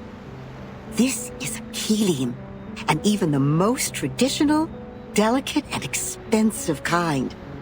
It has applied fiery red as the dominant color, and the stitches are perfectly neat. Oh. From the sea, just like you, darling. It arrived with a meerschaum pipe, a glass jar, a pack of sugar cubes, and a child in panic. Both she and the Keeling were born on the land where the craft originated. Their appearances apply the same dominant color, and the patterns in them share similar complexity. Oh, your curiosity is aroused. But we are not done with the carpets yet. You've always got to get a souvenir or two every time you reach a new place. So you will have something to show when you tell the stories one day, right? Look at these handmade fabrics. How splendid! Those incredible patterns were the only thing on the craftswomen's minds when they made the carpets. It's safe to say they have spent their whole life improving their skills at using the vertical loom. And that's how we get these carpet knots arranged in beautiful lines. But they are just people like us. What if they get distracted? What if the carpet knots go off the right track and get tied to the wrong threads? Then you will be in trouble. Big trouble. All the problems in the universe will come at you, and the situation will be even worse than the bureaucratic system of a millennial empire. I like the pragmatic quality in you. I'm sure it will make your life even more wonderful. The people will be impressed and line up to tackle the problems for you. Oh, don't be mad. Some make troubles and others deal with the troubles. That happens. You know, every question has a questioner when they are raised. Likewise, every error has a corrector when they are corrected. That's how we get to know them. The correctors, an ancient profession. Their duty is to remove the loose threads and iron out the wrinkles on the carpets. In the language of this island, that is to check the calculations on the papyri and even the holes on the punched tapes. No one is capable of doing this job except the altruists, because it is similar to unraveling a ball of wool. Besides finding the end of the threads, you must always pay attention to the cats. Yes, the cats. They may jump on the ball and make things even worse. And she, the red-haired little girl with the carpet in her arms, was overwhelmed at the beginning. Not yet familiar with the ruler, she tried her best to find the end of the threads. So the cats took the opportunity to jump on her together and left countless scratches on that little forehead. Poor girl. See, that's the problem every corrector has to deal with. Their job is to correct errors. But what if their own existence is also part of the errors? Oh, it's no big deal. There is more than one loom in this world. She left the complicated patterns behind and came to this simple kingdom featuring numbers only. There she made the first contact with a spinning loom named geometry. She had never seen anything like that before, and it was almost impossible for her to comprehend how it worked. She could hardly convert the numbers on the books into an actual diagram in her brain. Without a whole picture of what she was working on, she resorted to her hard work and more hard work. Then a long time passed, leaving one wound after another on her fingers. Later, the wounds even became calluses. In the end, her hands were no longer tender, but tough enough to resist the damage from the loom. Yes, she has won a place on this island for herself. Yes, she's a quick learner. She learned even faster than some of the locals.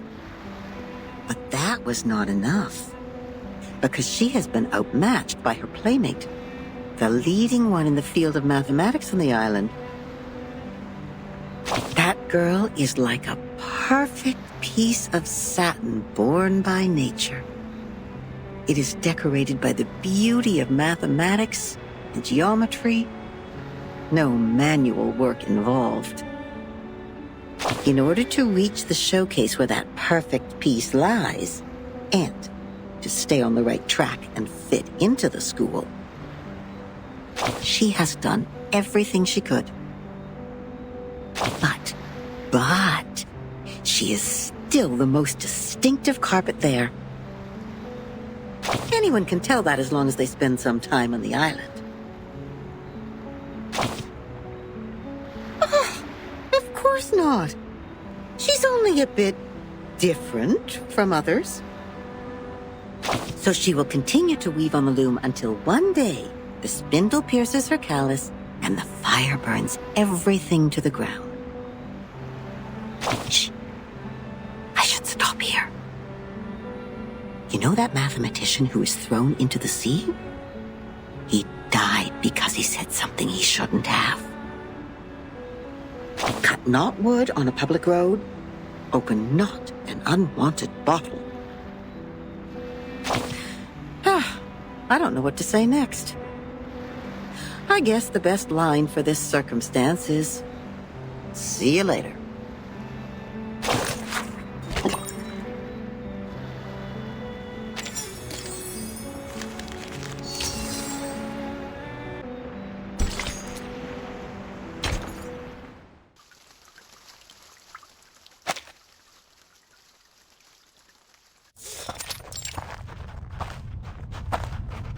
Wait a second, just a second. Isn't this still the dungeon? Are you setting us up? All caves are interconnected. This is the way to our sacred place. 37, wait. I remember Sophia once told us that trespassing on the sacred place is a serious crime. No worries. The restrictions were to help us not be distracted by the unimportant details in life. It would not stop us from seeking the truth. Oh, excellent. I will tell it to the Abraxas when it shows up.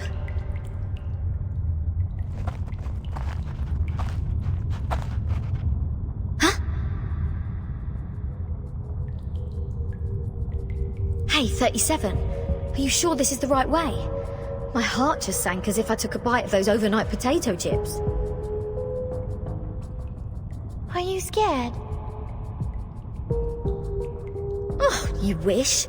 But when I was exploring underground with Lilia earlier, we ran into some fog like this one. Oh, it doesn't bring you any wanted guests, mind you. Maybe you were their target because you are an irrational number. Oh, is that so? You integers will be fine then. Good luck. Don't beg this pirate for help later. Hold that. Something is coming out.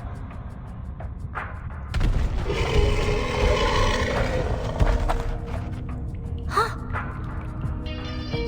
Roosted a head with two snakes as its feet. Abraxas. That's weird. Why are they here? They're coming for us. Ha! What did I say? Don't bet. Regulus, prepare for battle. Okay, I know. I was just teasing her.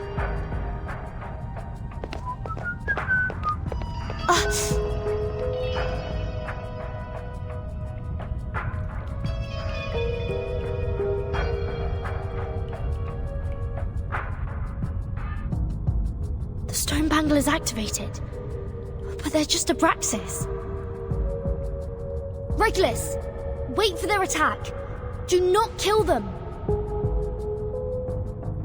What kind of request is this? Listen to me, Regulus. That's of prime importance.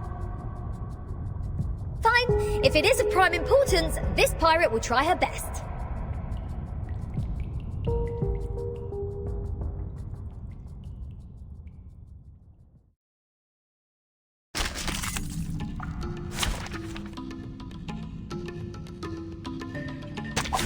Dental checkup.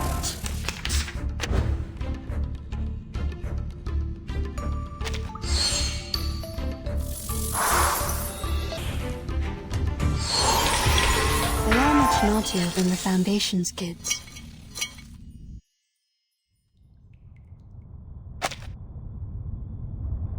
That's it! I still have 10 more songs to play! These are not the same kind of Abraxas as we've encountered before. Do they have different varieties? Wait, where is Miss 37?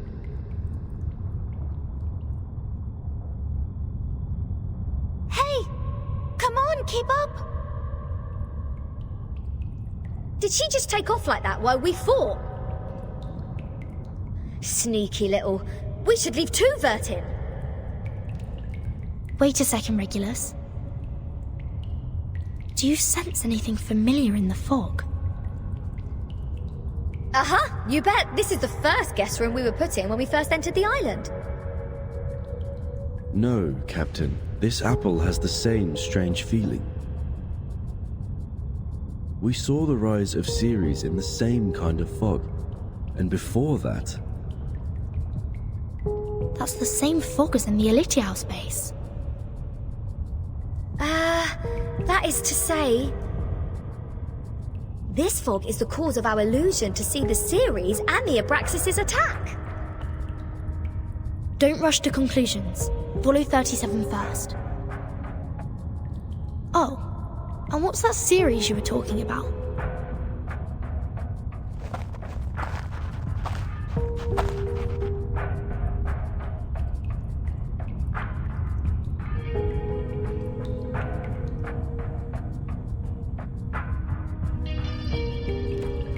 I just picked up a piece of paper.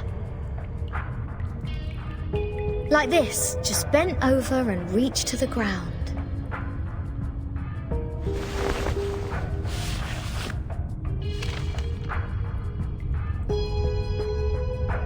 What book is it?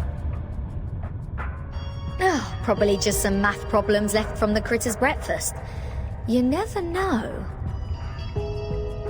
Wait. The Compound of Alchemy. The 12 gates leading to the discovery of the Philosopher's Stone. This is that alchemy handbook given to Edward IV by George Ripley. Why is it here?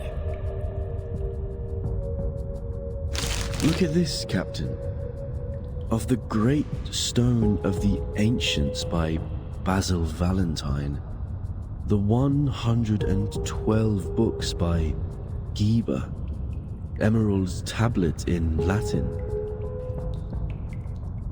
Seems like there are more ancient texts about alchemy hidden inside the whole, but they are all incomplete. Oh, so maybe I need to crack some more crossword puzzles to find out about this. Our caves endow people with wisdom. Our secret knowledge is hidden in the silent boulder walls.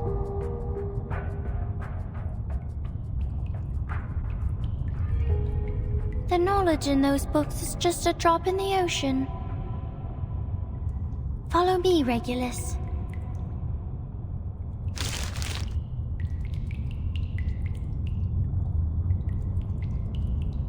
Vertin, you lot go ahead. Go with 37. I will meet you outside. You want to read these books here? The knowledge passed down through language can easily be distorted. Compared to the wisdom of a Perron, it's nothing. No, I'm not going to stay here. I'm going back. Oh, all right. I might as well just admit that your cave indeed has the power to give people insights. If I follow its lead, perhaps I'll finally work out the answer about that little thing I've been carrying with me. Never thought that I'd find the answer here. Easy as picking up a shell on a beach.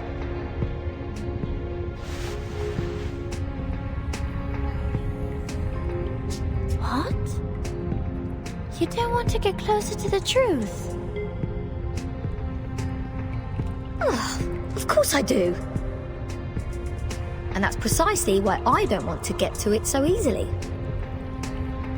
I don't want it to be fed into my brain. Come on, it's the ultimate truth that we're talking about.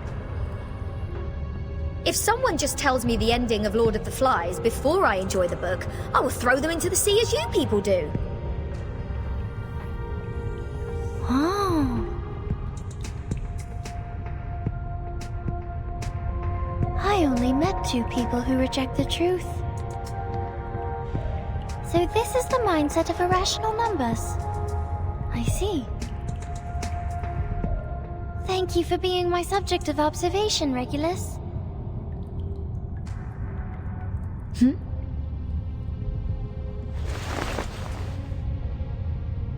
Go, Vertin. We have a long way ahead. Be careful, Regulus. Don't worry, I know this place well enough by now. After all, I've never been so welcomed in any other place ever. Critters, monsters, creatures with strange heads. Do you worse. This pirate is not afraid of you.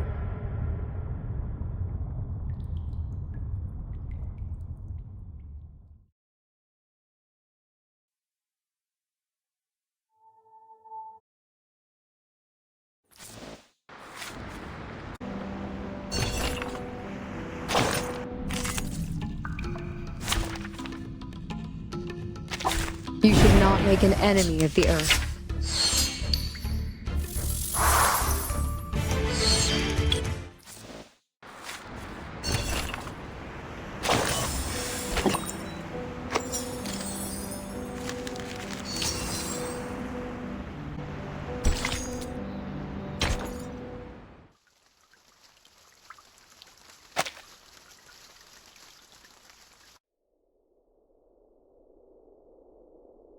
Apiron, the boundless, the beginning of all things.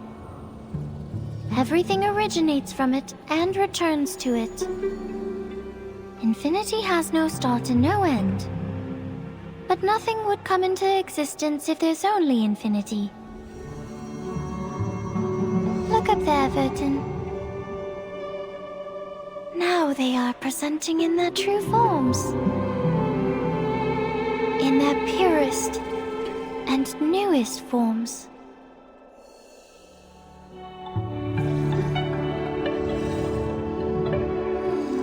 Our world was born from the wounds on infinity. When it's cut by finity, the patterns of the cutting are what we call mathematics. Thus, the essences of numbers exist inside all beings, and the patterns of all numbers exist in all matters. The length of a butterfly's wings and its body are in golden ratio, and the plant leaves grow on their stems in the pattern of the Fibonacci spiral. This is the most primitive rhythm of Arcanum, and it is also the beginning of our extraordinary study. This is the essence.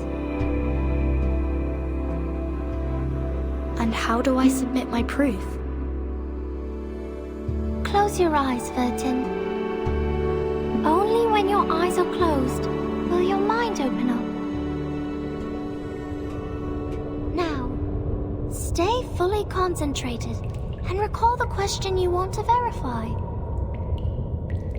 Only in the absolute contemplation can truth reveal itself to you.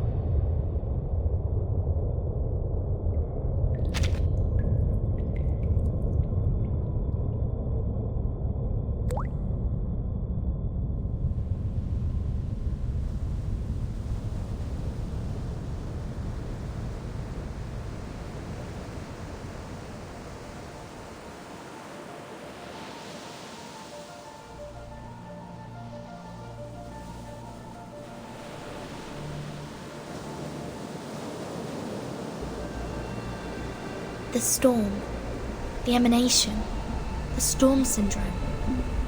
Where are they from? Foundation, Manus Vindictae, Aperon. What roles do they play? Why does the storm fall when history trembles? Why doesn't the storm fall into the misty land? What is the ingredient of asymmetrical nuclide R?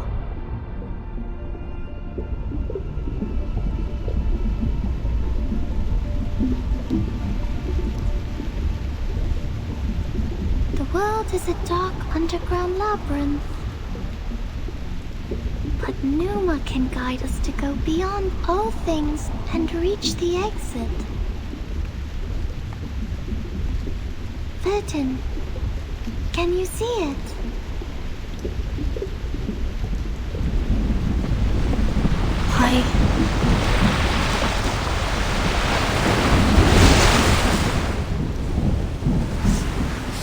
It's burning!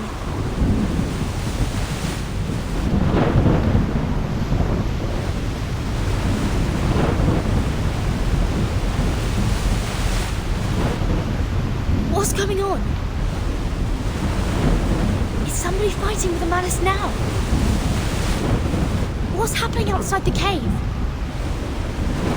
Burton, why are you straying? The meditation goes beyond control. You will be thrown out of here. This would be a foolish mistake. The repair on this is...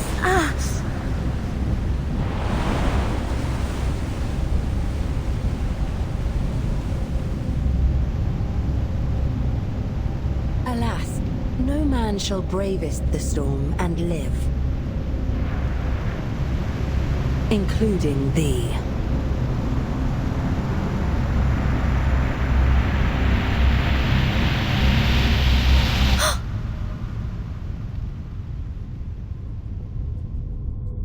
"37!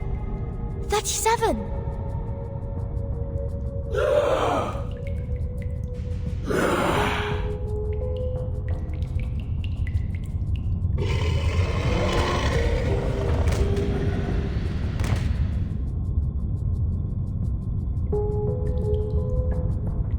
What happened? Were all those illusions? If it weren't for the heat of the stone bangle that wakes me up, would I go as crazy as they did? This stone reminds me of the spinning wheel.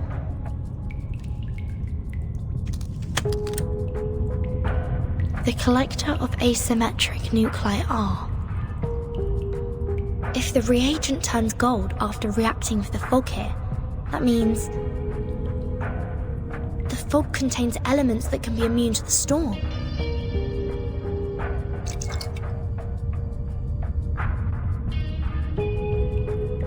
The color changed faster than I thought. The concentration of R is hundreds of times, no, thousands of times higher than in the Manus' masks. In other words, whoever owns this cave can produce the protective equipment of the storm in big numbers. Is that the reason why Arcana is here?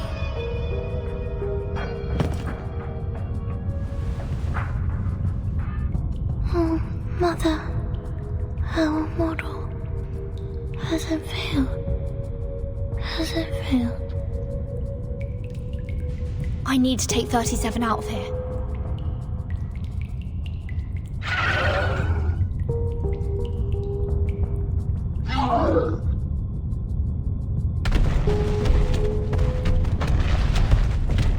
So the Abraxas were people from the Manus.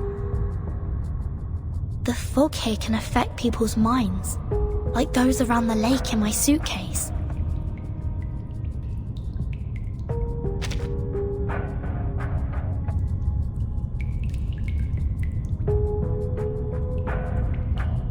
Have the Manus found a way to launch attacks without being punished by the bangle? Or don't they care about the price they will be paying anymore?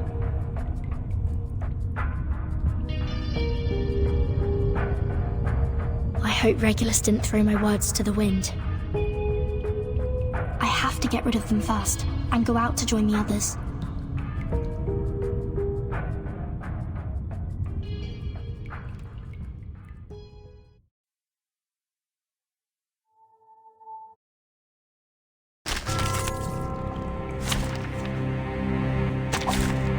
Peace be with us. The peace agreement no longer works. Or is it safe as long as the contracting parties have no intention to fight? The conditions are not clear. A reckless attack may lead to the punishment of the bangle. I have to be careful of the method and timing of attacking.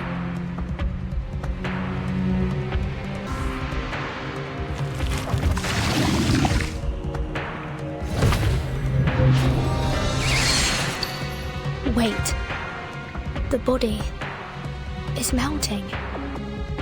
It turns into a seed. So this is how the Manus fight against the restrictions. They sacrifice one man to feed another.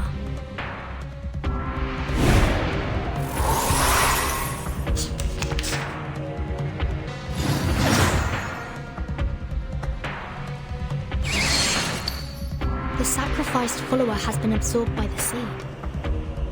Is this some kind of ritual? No cave. One can see the fall of everything. 37? Can you hear me? Mother.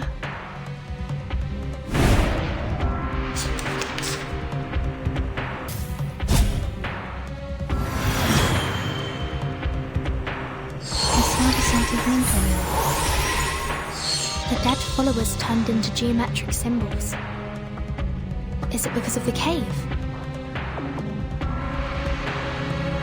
So the seed is the form of Manus Vindictae. The forms transcend all matters.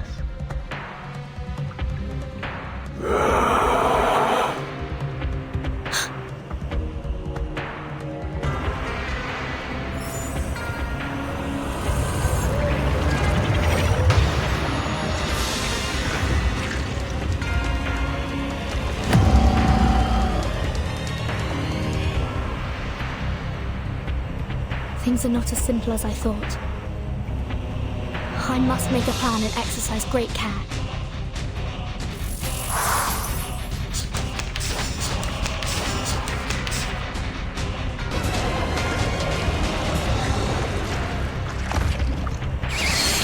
Form of Manus Vindictae. It's more distorted than I thought. It's all over. Red 38 is about to return.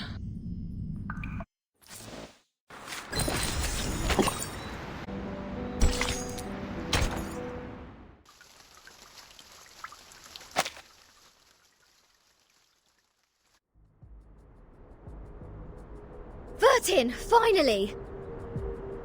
The Manus suddenly emerged everywhere like ants. Lilia and I couldn't take them all down. I would have acted sooner if you hadn't told me not to pick fights.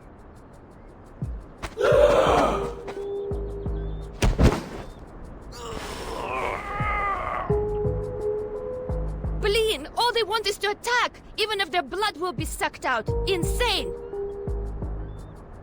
Back when we were spying on them, I told Sanetta to screw the peace agreement through the radio. I knew those geometry psychos and the Manus would go mad sooner or later. They were not that crazy when they were solving the math problems. There! What the hell happened down there? The cave is the key to be immune to the storm. There is a cave on this island, which has the same effect as my suitcase. That's what the Manus are after. What? But hasn't she also put on the stone bangle? Even if she can break free from that bangle, there is no way she'd let her followers keep carrying out suicide attacks. And if she has signed that peace agreement, how will she take the cave from a Byron? Vertin?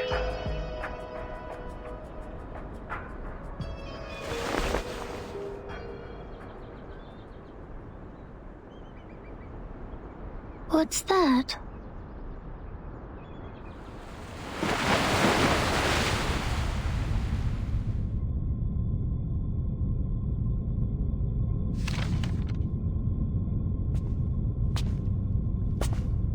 I'm afraid you have overstayed your welcome, Ms. Arcana.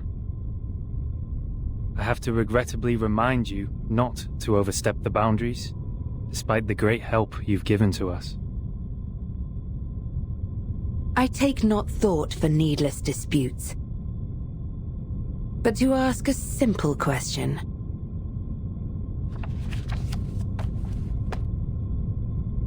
The great philosophers, ye seek the ancient wisdom, follow the sage's teaching, and pursue the noble virtues. You are separated from the world for thousands of years, and you have not gained the human's understanding, nor have you sought for it. I find pleasure in this allegory of the cave. However, hast this been unto thee? That too led us to the exile in this cave.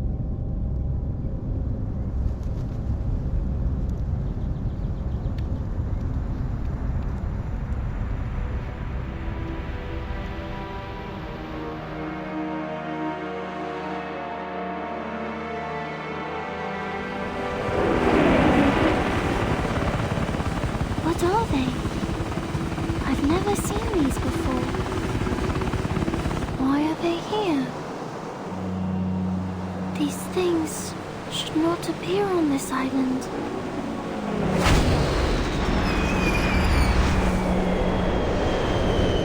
No! 37, no!